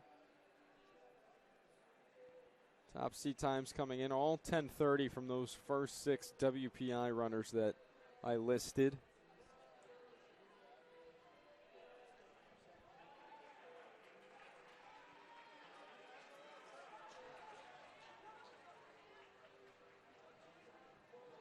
That WPI pack out in front right now.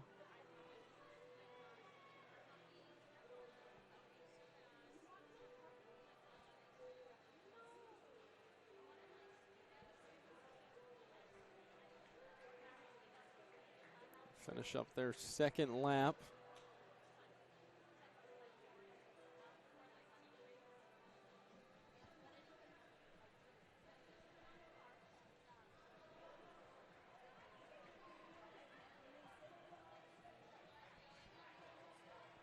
The lead for WPI right now, wearing number 6, Charlotte Kokernak.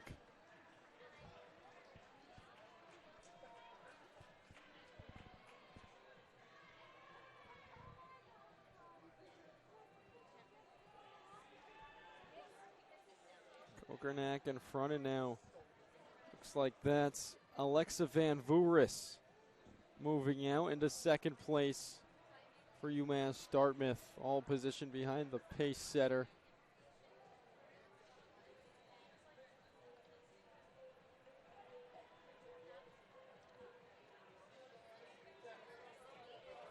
Right alongside Charlotte Kokernak is her sister, Amelia Kokernak, wearing the number 1.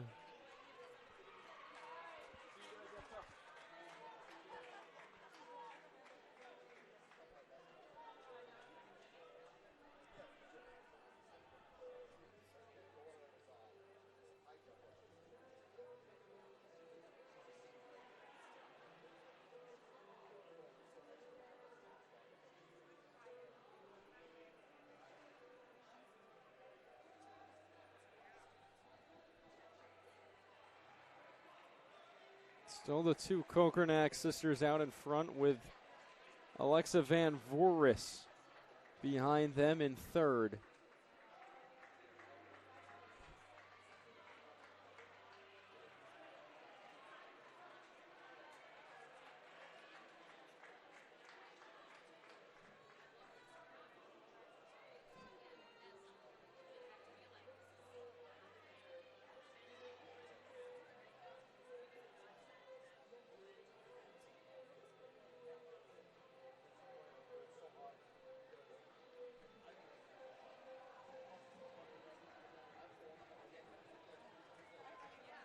Both Kokernak still side by side, now trailed by their teammate Kaylee Gladu. And then Alexa Van Vooris falling back into fourth for the UMass Dartmouth Corsairs.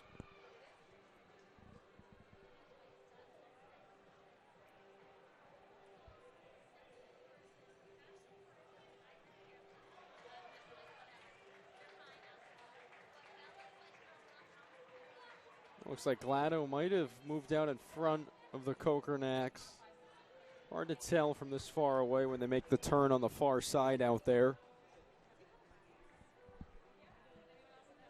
Get a good glance right here. Nope, still Kokernaks in front with Amelia Kokernak out in front, then Gladu in second, and then Charlotte Kokernak in third.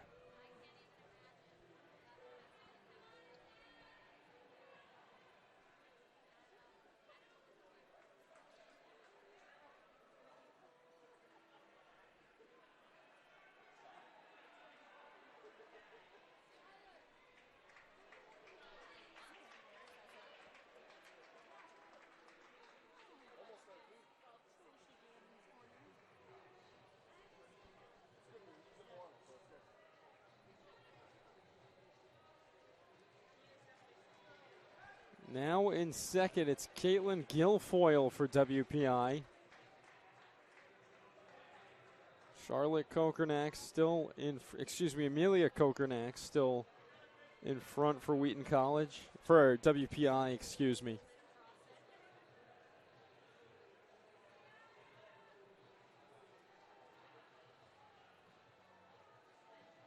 Approaching 6 minutes into this race.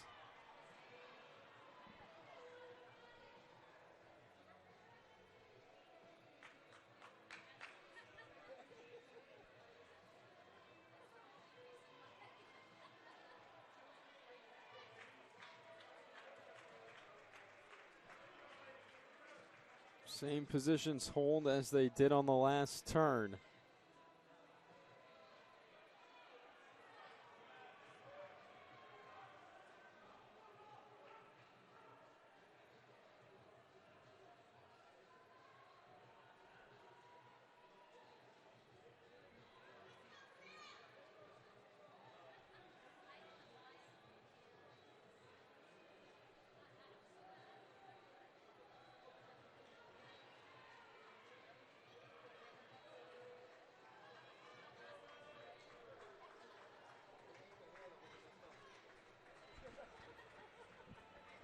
Same position still holding. Charlotte Kokernak, then Guilfoyle in front for WPI. Overall scores for the full team scores also on live.athletic.net. Right now, WPI leading it on the men's side. An overall score of 159. UMass Dartmouth in second, 102.5. Wheaton in third with 59, and then Colby-Sawyer trailing with 20.5. On the women's side, WPI also in front by a substantial amount. It's WPI in first, Smith second, Wheaton third, UMass Dartmouth fourth, and then Colby-Sawyer in fifth.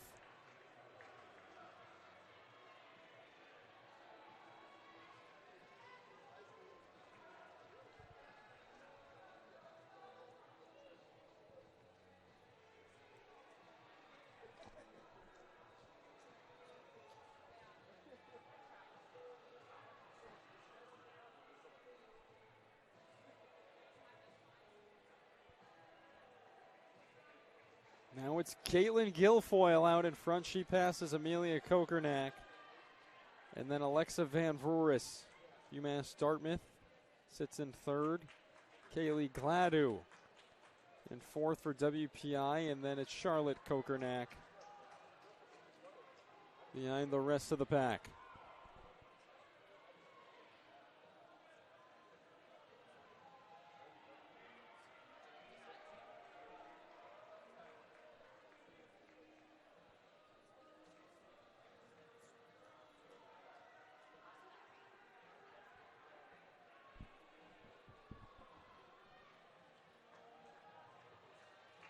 Caitlin Guilfoyle trying to stretch it out in front of her teammate Amelia Kokernak.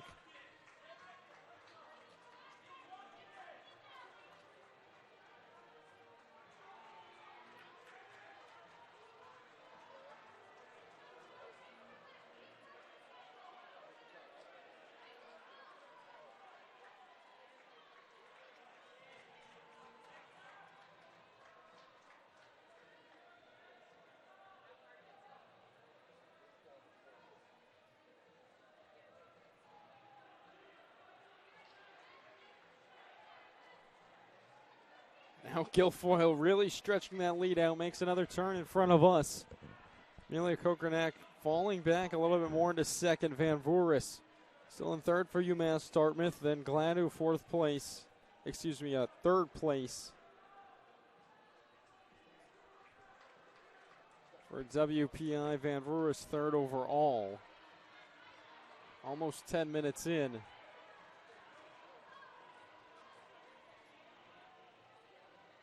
I didn't hear a bell from here, but I believe this might be the last lap, considering we're at over 10 minutes, and that Gladu is really turning on the burners right now.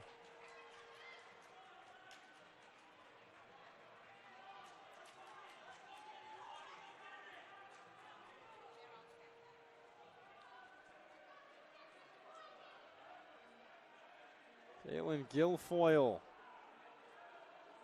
takes the win in the women's 3,000 for WPI. Takes first place over Amelia Kokernak, who was sitting in first for a good amount of the race alongside her sister Charlotte, but then it was Caitlin Guilfoyle jumping in front to grab first place and the win in the women's 3,000, and that point total is just going to keep climbing for WPI right now as the rest of the pack still out there ready to finish up.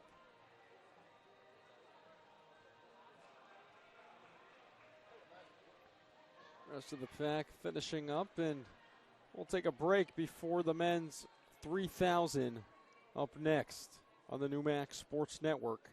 You're watching the Wheaton College Invitational from Beard Fieldhouse.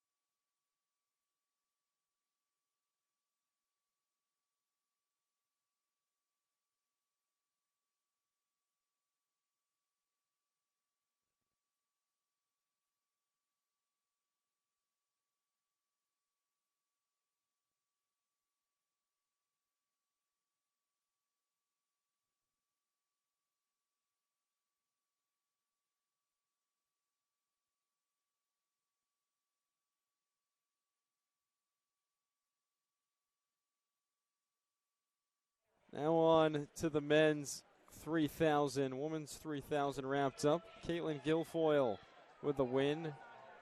10:29.97 for Caitlin Guilfoyle. Amelia Kokernak second place. Then Alexa Van Vooris took third, the top finisher for UMass Dartmouth.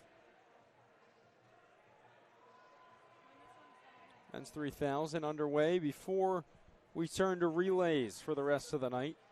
For WPI, David Reynolds, Brian Brooks, Jarrett Golden, Avinash Bissendile, Alex Simeone, and Robert Doyle, alongside Andrew Edusashi, Ryan Fisher, and Sean Corman. For UMass Dartmouth, Steve Stromsky, Jacob Paris, and then for Wheaton, it's Kai Hillier, talented freshman, alongside the very talented sophomore Noah White, the two top cross-country runners for the Wheaton College men this past fall.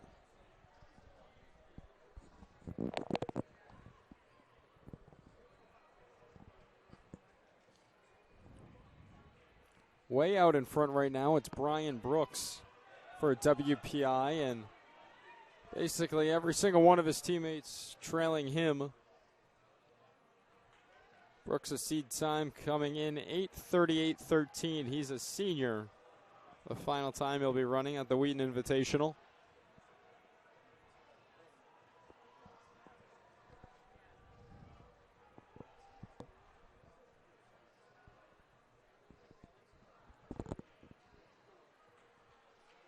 Brooks still way out in front, and then right behind him is David Reynolds and Alex Simeone.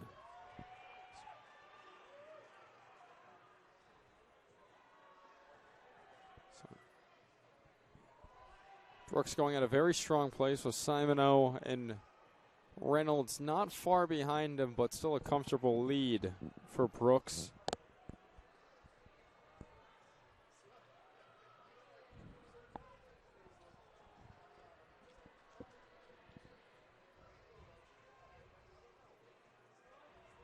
Brooks, Reynolds, Simoneau for WPI. Then go to the three-man pack of WPI trailing them.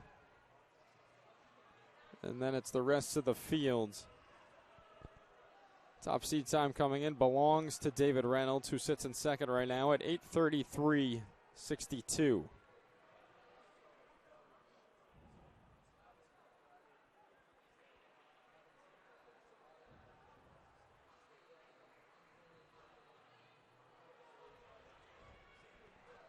Brooks now stretching out his lead a little bit more from what it was last lap around.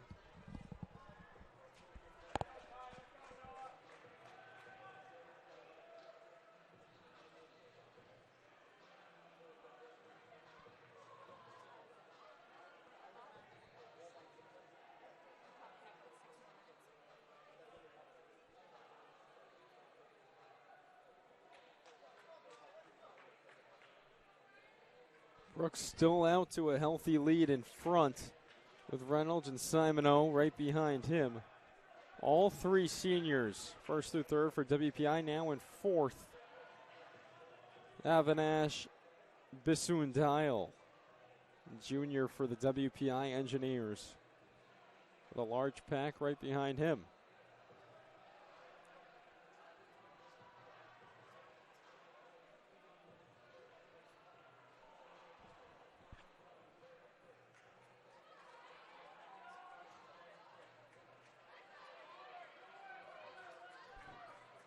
Brooks stretching it out even more. Now Reynolds spacing out around Simoneau a little bit more. Simoneau in third, Reynolds in second.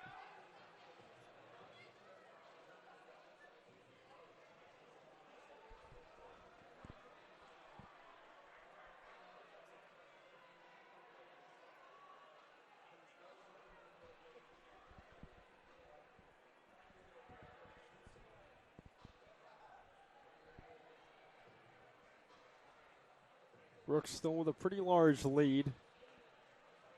Good amount of space between him and Reynolds, and then a little bit less space between Reynolds and Simoneau.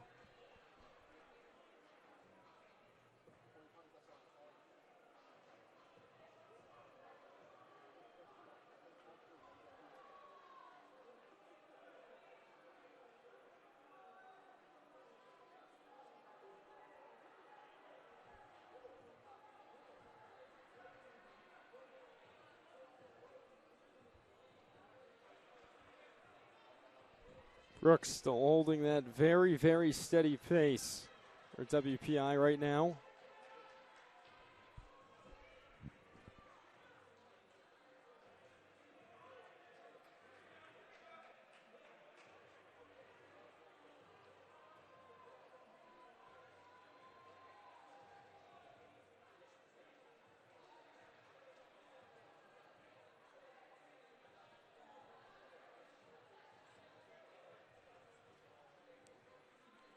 Brooks widening that lead more and more every time he passes us. Now Simoneau sits in second for WPI.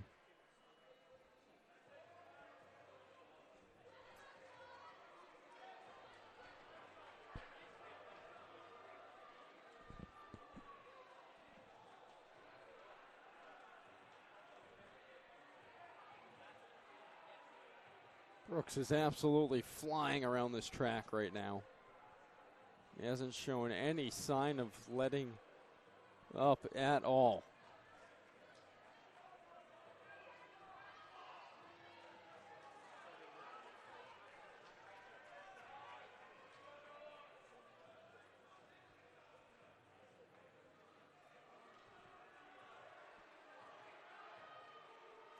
Over 7 minutes in.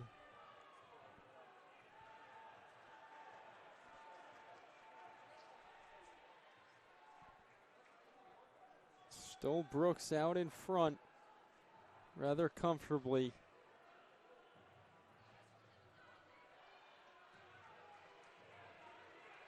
Now moving into second, it's Avinash Bisundile with Alex Simoneau moving back into third for WPI.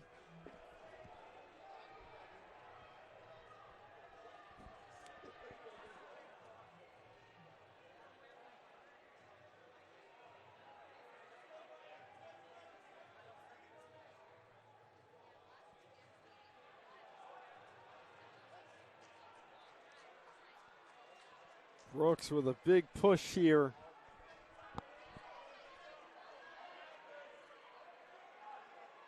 Brooks to the line, and he gets the signal that he's got one more lap.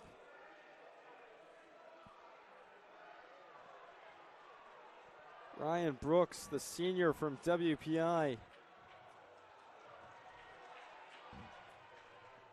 Absolutely killing it here in the 3,000 from start to what's about to be the finish. Avinash Bisundile in second, and right behind him his teammate Ryan Fisher.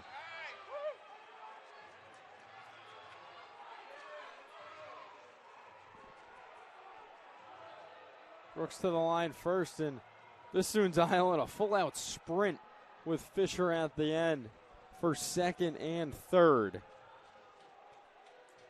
But what a run from Brian Brooks, a start-to-finish win.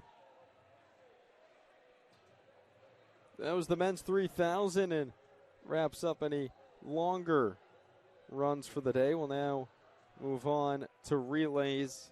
Women's 4x2, men's 4x4, women's 4x4, and men's 4x2.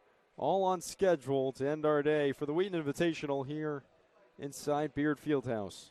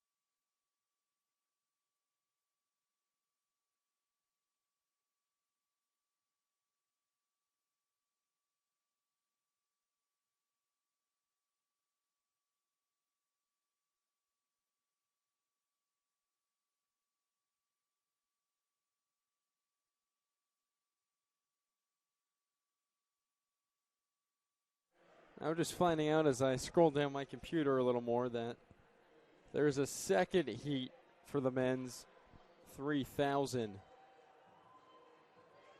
WPI in this heat, Charlie Dude, Nathan Berry, Zachary Short, and for Wheaton, Matt Lambert, Nick LaCroix. And then for UMass Dartmouth, Okan Conaran. Here in heat 2 for the men's 3,000.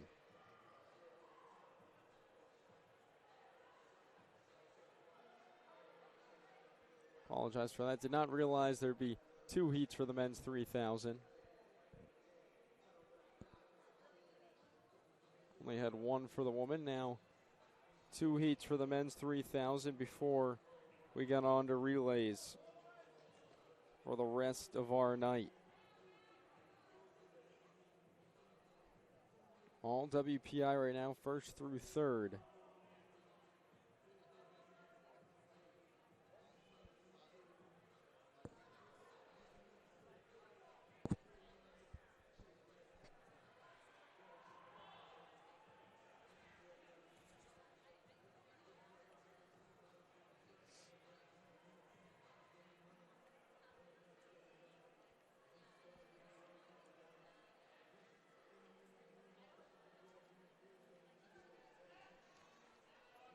Front for WPI right now, Charlie Dowd, Nathan Barry, and Zachary Short. All wearing the gray and red.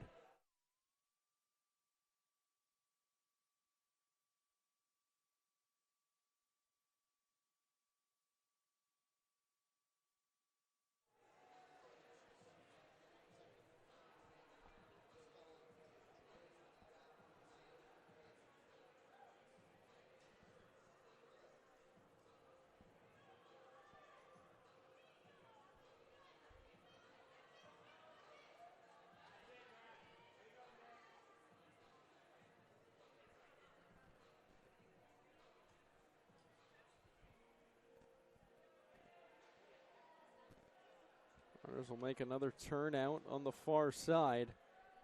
There's Matt Lambert making a little bit of a move for Wheaton, trying to get the outside. Now he's just sitting in third or fourth, depending on if he's going to have the inside or the outside on the next couple of turns.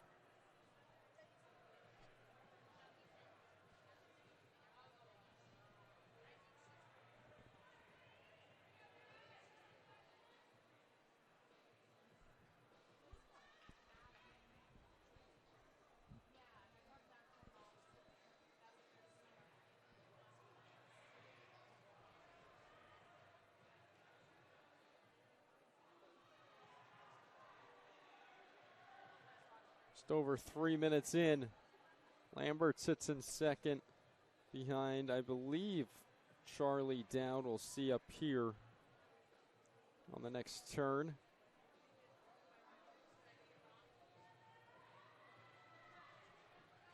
Oh, in first, it's actually going to be Zachary Short, with Matt Lambert trailing him for Wheaton College in second place.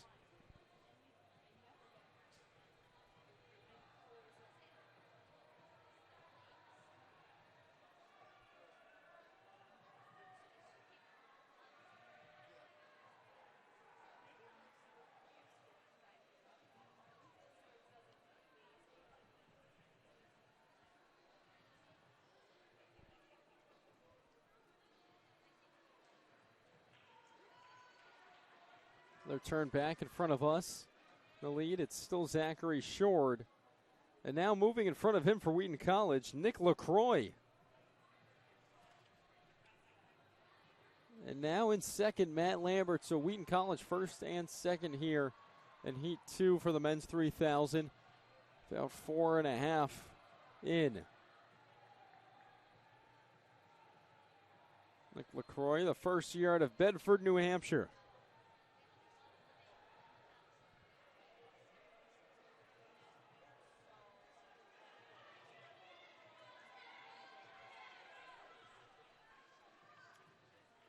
First and second, still Nick LaCroix and Matt Lambert now. Dowd, Barry, and Short all falling back into a pack for WPI. They get stretched out a little bit now, right as I say that.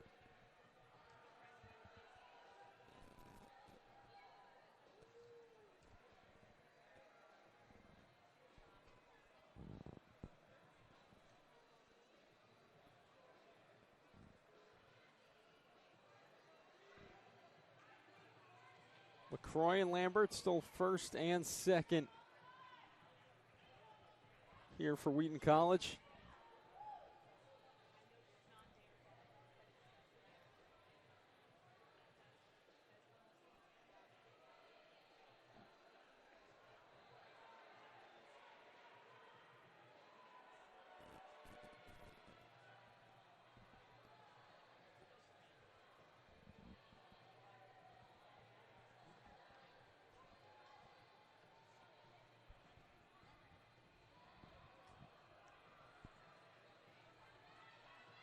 Now Lambert is going to take a step in front of LaCroix, but quickly approaching them is Nathan Barry for WPI, with Dowd and Short not too far off the mark, including Okan Canaran for UMass Dartmouth.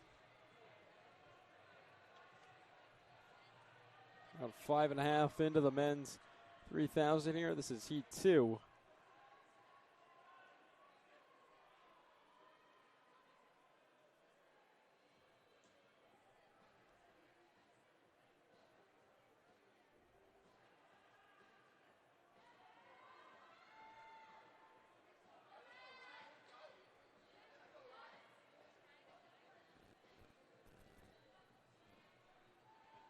Now it's Matt Lambert really airing it out. It's pretty far out in front here for Wheaton, over 7 minutes in. Matt LaCroix slowing down a little bit.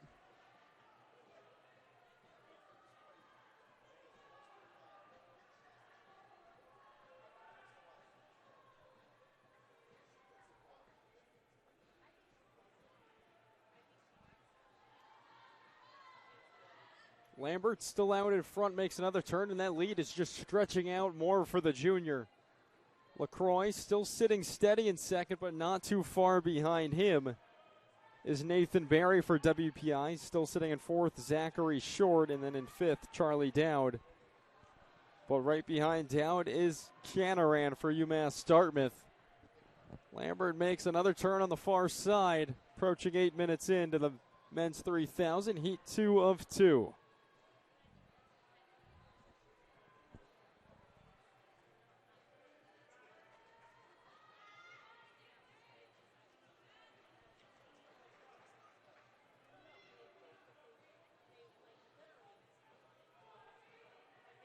Lambert way out in front. LaCroix sits in first.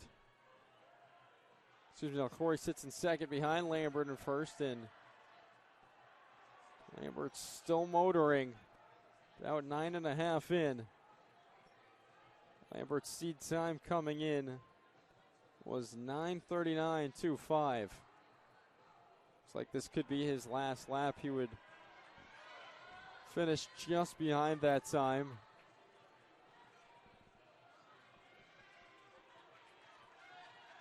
LaCroix still in second. Third for the Engineers, Nathan Barry.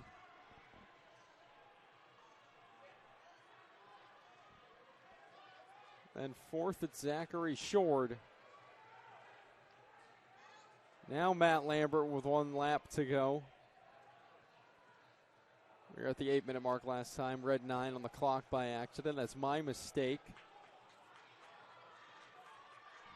So Matt Lambert, about a half lap to go.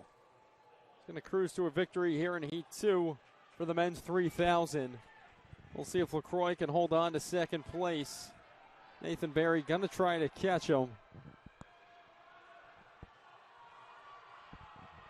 But it's Matt Lambert. Goes under his seed time by about 3 seconds, and LaCroix will take second for Wheaton, and then it's Barry in third for WPI. So Wheaton goes 1 and 2 in Heat 2 for the men's 3,000, and the rest of the pack will finish up. That'll conclude the men's 3,000, Heat 1 and 2. Official winning time for Caitlin Guilfoyle in the women's 3,000, 10:29.97, and a special guest putting the jugs on next to me right now. I'll turn it over to him. It's Alan Wickstrom, SID here at Wheaton College. So, Jackson, I thought I would give an update on our New England qualifiers for the Division III New England Championships. So far today, we have Matt Cahill qualified for the 60-meter high hurdles. Finished third today in that event. Time of 8.68. Needed 8.8 to qualify. He did that easily. Calvin Peterson qualified for the 60 meters. Won the event in a time of 7.11 to easy qualify for that for New England's. And then on the women's side, we had some really good stuff today. First year, Mashina Lauriston qualified again for the 60 meters with a time of 7.97 to win the race. And Skylar Wise qualified in the 400 meters, finishing second with a time of 1:01.66, easily qualifying. And really exciting, on the field side, Tiana Rogers won the shot put and easily qualified with a distance of 11.42 meters. And then Annika Wagner, first year, she won the weight throw with a toss of 14.15 meters, and that also qualifies for Division III New England's. A lot of impressive marks, as Wick just said, both on the men's and women's side, and that goes for track and field. Great to see them showing up for the Wheaton Invitational, their last home meet in about 3 weeks, I believe. I think they're back here February 18th as their season will slowly come to an end around that time, but very impressive marks here. Their third meet into the season, back-to-back home meets, hosted the Lion dual meet last weekend, and now the Wheaton Invitational this weekend. The final scores are up for the men's 3,000. Officially, they're still not up, so we'll step away and take a quick break here before relays to end our day here from the Wheaton Invitational on the New Max Sports Network. It's been great to be with you all afternoon. I'm Jackson Walsh.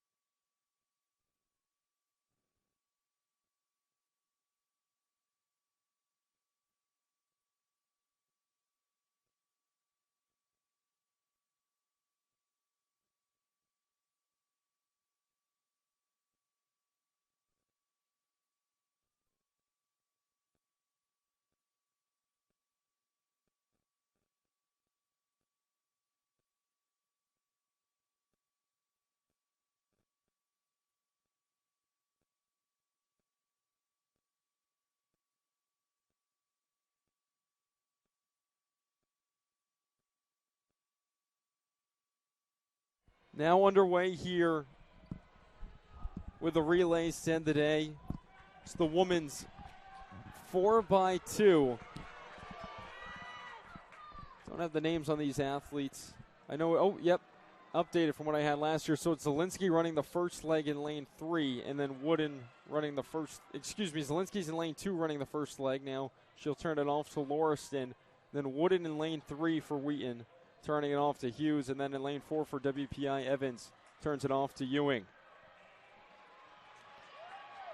Second leg makes a turn right in front of us, and now in front, it's Lauriston for Wheaton College, trailed. That actually looks like Skylar Wise, so they must have made Oh, yep, a change. something switched around. Yeah.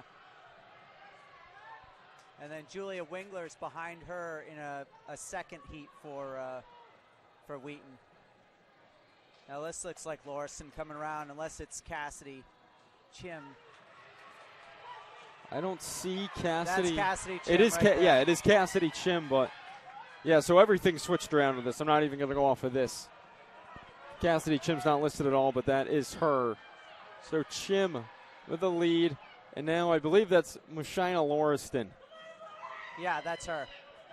So Lauriston here to run the anchor. For WPI, scheduled to run the anchor was Mitchison. Not sure if that is actually her. Can't confirm that, but Lauriston out in front for Wheaton right now, and she's going to make one final turn, and it looks like she's going to cruise to a victory. So Wheaton will take the win here in the women's 4x2 relay with the very talented first year out of Boston, Mushina Lauriston, running the anchor. WPI takes second, and then Wheaton takes third. And that very well could be her A relay for the season in the 4x200 with those four running.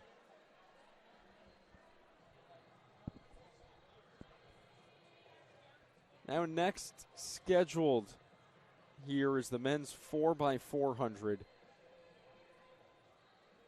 I thought it would be the men's 4x200 next, but I didn't think they would jump from the women's 4x2 to the men's 4x4. So we'll see if that's accurate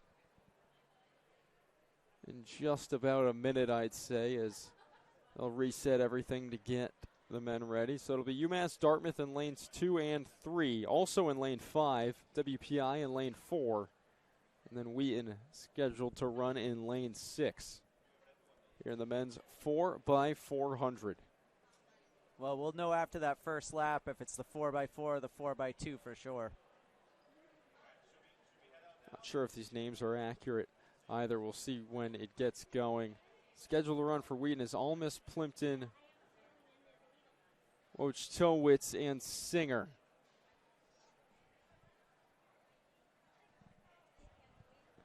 Still getting everything in line over on the far side as we get ready for this men's 4x400.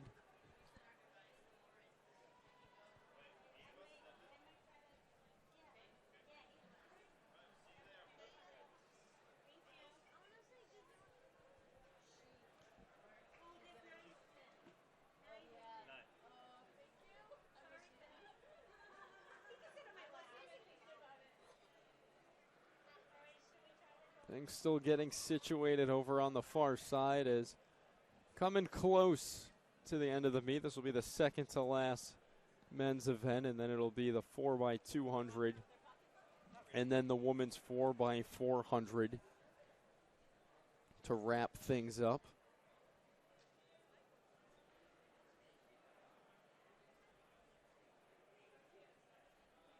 In the meantime, it looks like we have final results in the men's 3,000 meter run. Yep, so in first place, as he was start to finish, just absolutely dominated that race. Brian Brooks at WPI, and then next three spots all held by his teammates Avinash, Bisundile, Ryan Fisher, Jarrett Golden. Fifth place, Steve Stromsky, and then the top finisher for Wheaton, the cross-country standout this past fall, Kai Hillier, the first year out of Vermont.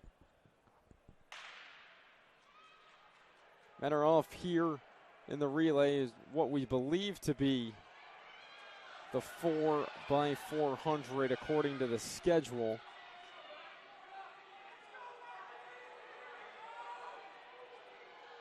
Only three teams in this, so this might be the 4x. Yep, it is the 4x2 Wick.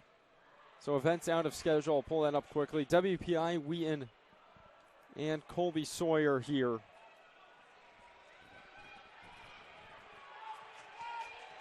WPI in front now, Wheaton in second. I believe that's Hart for Wheaton, who sits in second here running the second leg.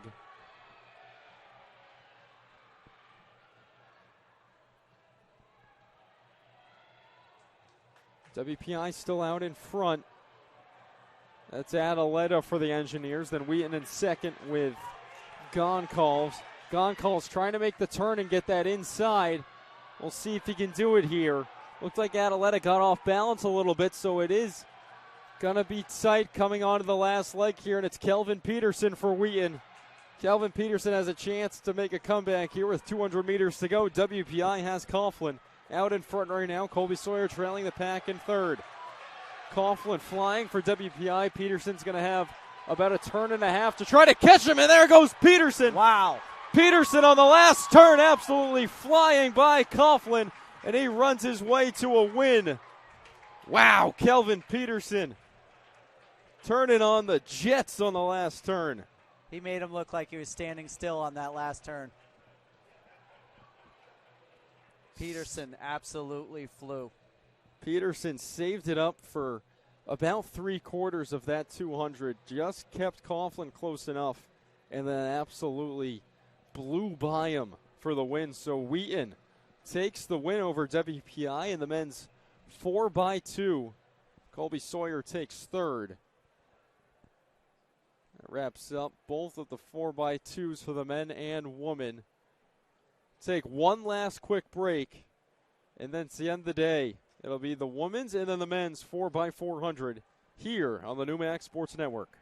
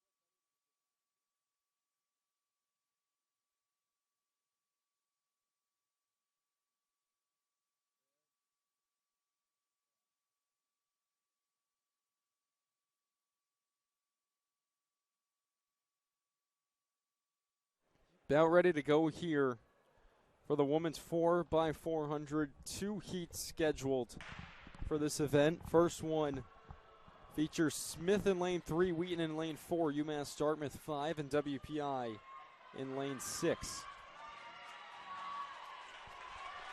First turn in front of us right now. And out in front for Wheaton, Morgan Zakarewski. Zakarewski in front, trailed by Baker of Smith running the first leg, then UMass Dartmouth third, WPI fourth.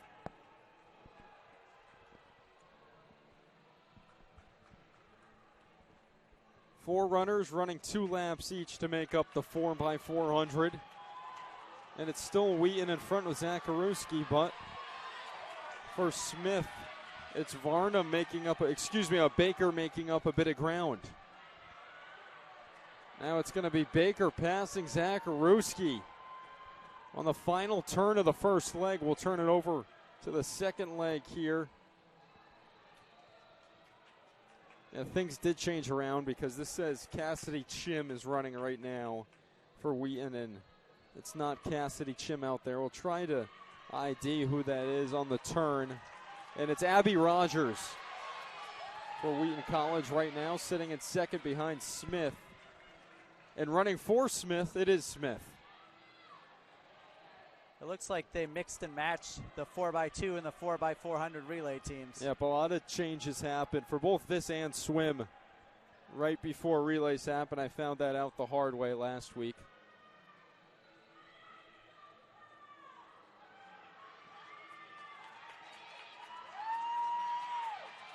So Smith out in front with Smith running, then Rogers in second. UMass Dartmouth sits in third with Armijo. That is Ray Armijo running for UMass Dartmouth. About ready to turn it over to the third leg now. For Smith, it's going to be Fervor, and for Wheaton, I believe that's Claire O'Connor.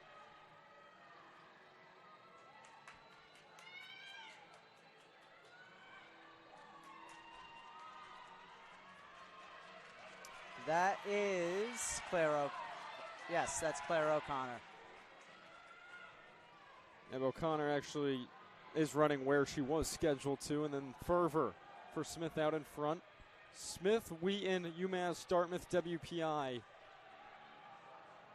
are how it sits right now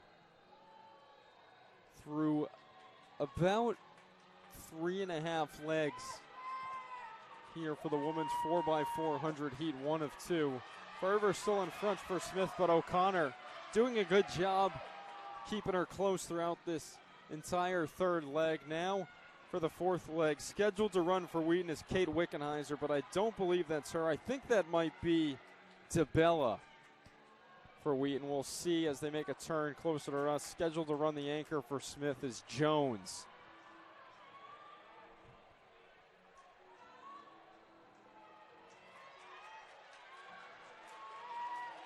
That is DeBella for Wheaton. And now moving into second for UMass Dartmouth, it's Bernier running the anchor. And Bernier has a chance to make a run at first, and she's going to do it down the stretch here. UMass Dartmouth out of nowhere. Bernier on the anchor runs him to a victory. Oh, excuse me. Spoke Almost. too soon, Wick. That was only one lap. But Bernier still in a pretty good spot. Getting a little too amped up here for the end of these relays. Bernier way out in front. Still in second for Smith, it's Jones. And then DeBella for Wheaton with WPI trailing the pack. We'll see if that early kick from Bernier pulls off for her. Looks like it will. Yep, she's going to do it pretty easily, too. What a run there on the fourth leg. The anchor for Bernier and UMass Dartmouth with the win in Heat 1 for the women's 4x400. Smith takes second, Wheaton in third, and then WPI in fourth.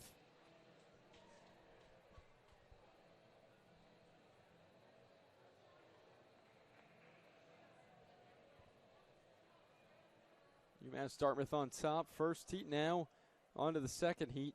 WPI not competing, nor is Colby-Sawyer. So it's Smith, Wheaton, and UMass Dartmouth here for Heat 2 of the women's 4x400.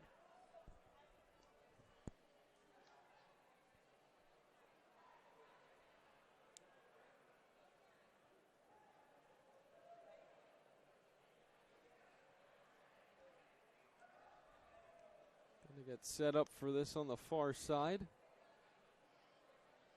I'm guessing we'll see Wickenheiser in this one. Yeah, that would make sense. DeBella was scheduled to run in Heat 2, so would be logical if those two flip-flopped here for Heat 1 and 2.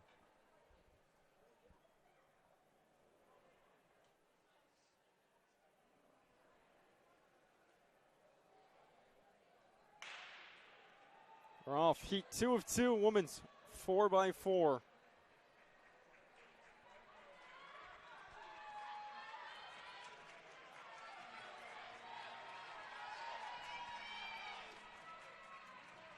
Says this is supposed to be DeBella, but she ran the anchor for Wheaton. Gonna be honest, not completely sure who that is for the Lions out there right now, but whoever it is, they're doing a great job. They have themselves in first place through one lap of the first leg here for Heat 2, the women's 4x400. Smith sits in second. Varnum running for them right now. And now Varnum ready to make a pass on Wheaton.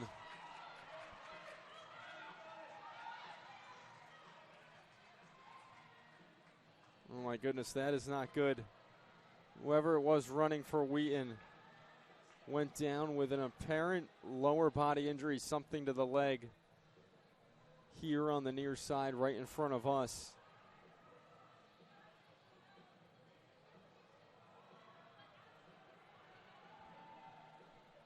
So that's going to be it for Wheaton here in Heat 2 for the 4x400. So it's just Smith and UMass Dartmouth left in the pack. Right now for Smith, that's Brittner.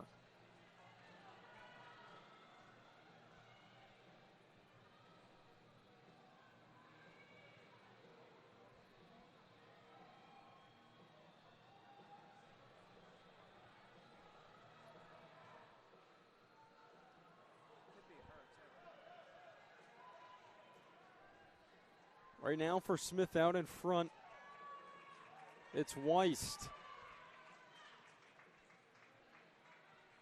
Weist sits in first for Smith, and then UMass Dartmouth has Schweitzer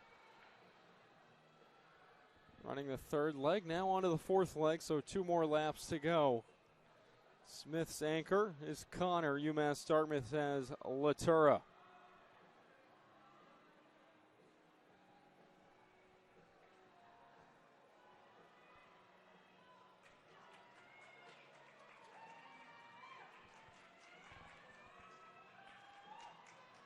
Connor still going at a good pace for Smith, and they're just going to cruise to a victory here. She still has a good amount to go, though, but way out in front of UMass Dartmouth.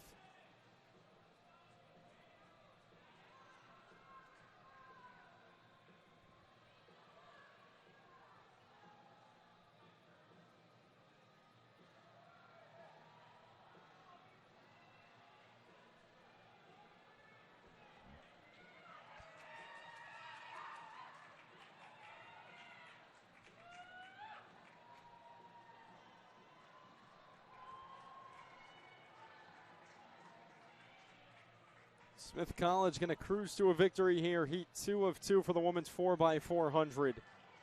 Oh, sorry, this is the third leg. Still want to check on, make sure that Wheaton runner's okay. Still down in front of us. I think that could be Kylie Sokolsky.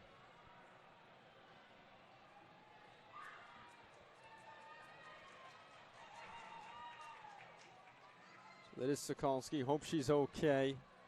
Did something to her leg. Didn't get to finish her first leg of the race. Just leaving Smith and UMass Dartmouth in it. So now it's Connor and Latura for UMass Dartmouth and Smith respectively left in the race here in the women's 4x400, the last event on the women's side for today's Wheaton Invitational.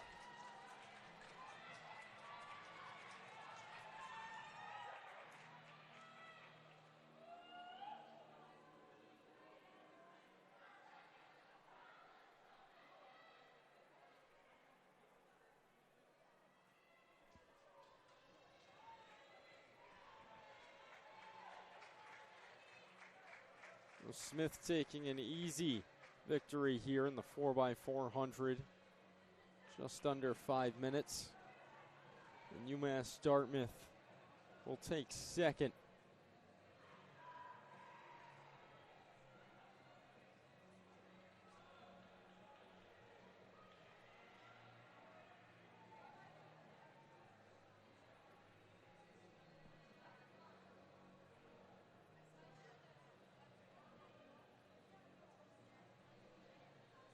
So Smith first, UMass Dartmouth second here in the women's 4x400.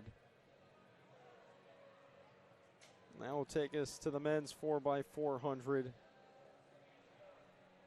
Final event of the day, just one heat.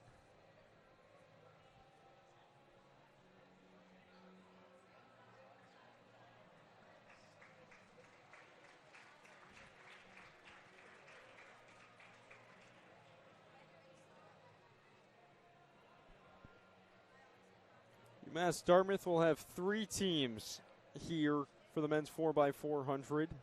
Lanes 2, 3, and 5. Then WPI in lane 4. And then Wheaton will be running in lane 6.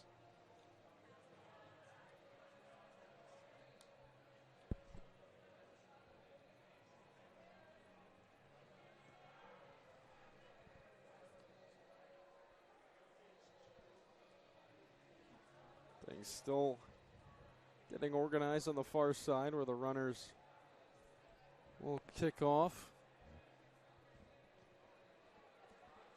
Be kicking off the final event of the day, 4x400 for the men.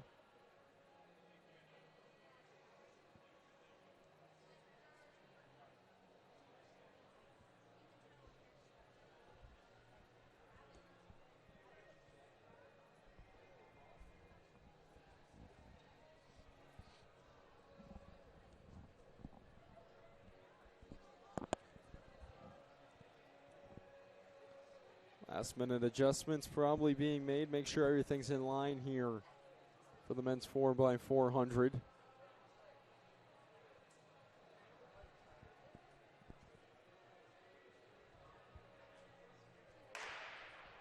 Pistol sounds and they're off. 3 teams for UMass Dartmouth and 1 for WPI and 1 for Wheaton.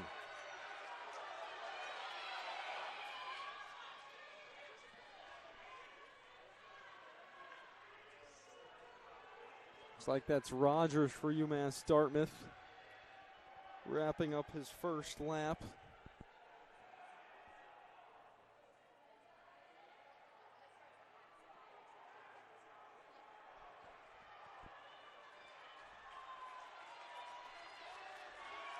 Rogers still out in front for the Corsairs.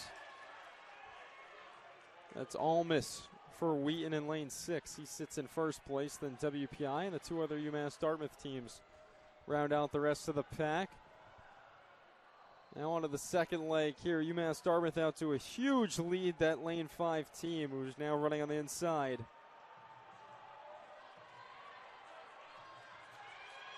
I believe that's Bennett. No, this is Graham. Bennett for UMass Dartmouth. Oh, I gotcha. I was saying.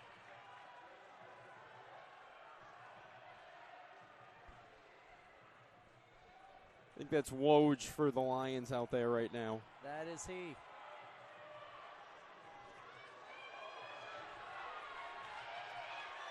UMass Dartmouth in first, led by Bennett.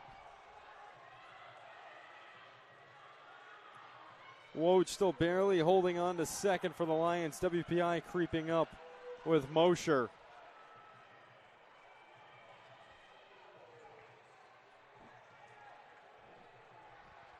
Third leg here, UMass Dartmouth still with a large lead.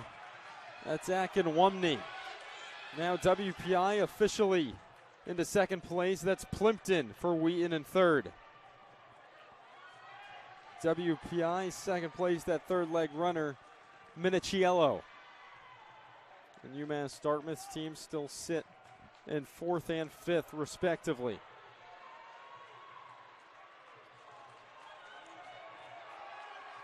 Akinwumne still sits in first. Looks like he might be getting a little gas. WPI and Wheaton have a chance here.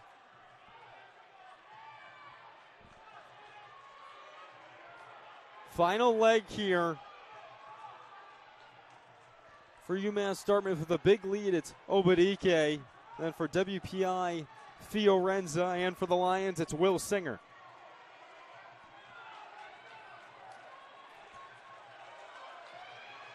Still sits UMass Dartmouth, WPI, and then Wheaton with Singer running. Final lap now, and barring a remarkable comeback from either WPI or Wheaton, UMass Dartmouth is going to cruise to a victory.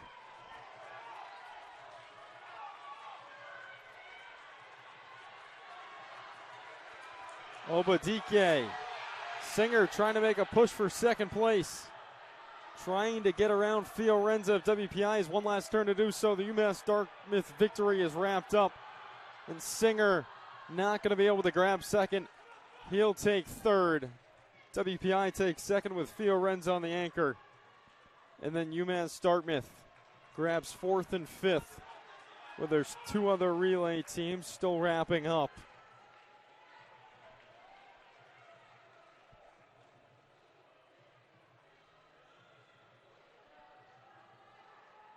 So that wraps up the men's 4x400, and that wraps up our day. Kicked off about 3.5 hours ago at 3:30 with all the field events, and now wrapping up here just past 7 with the men's 4x400 to conclude the Wheaton College Invitational inside Beard Fieldhouse, the second straight home meet for Wheaton College. They'll be back here on February 18th.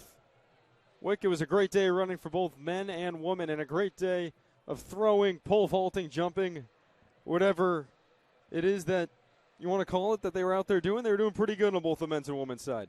It was a great day. So early in the season, the Lions have coming up the NEIC AAA Indoor Championship, and that's going to be at the track, which is a new facility at the New Balance track in Boston, Massachusetts. So that'll start on Thursday, February 2nd. Like I said, early in the season for that meet to occur, but I think the Lions are positioned well to compete in that meet. After that, they'll keep it up in Boston second week of February, and then they'll be back here third week of February, the 18th, for the pre-postseason invitational at Wheaton College. I believe Sal Lopez is going to have the call for that here on the Newmax Sports Network. The very talented Sal Lopez. Actually, I think Matt Kutcher is going to do that one for us. And Matt was on our broadcast to kick off the season in the Lion Mule duel. And him and Hudson Ingoldsby did a great job on that last week, and I got a chance to listen. I believe Hudson will be in town for that as well, so that will be great. It'll be a good day, and that officially wraps up our day inside Beard Fieldhouse at the Wheaton Invitational. For Wheaton College, the NEWMAC, and the NCAA, I'm Jackson Walsh. Thanks for joining me today, Wick. Absolutely. Have a great week. For more information, visit WheatonCollegeLions.com.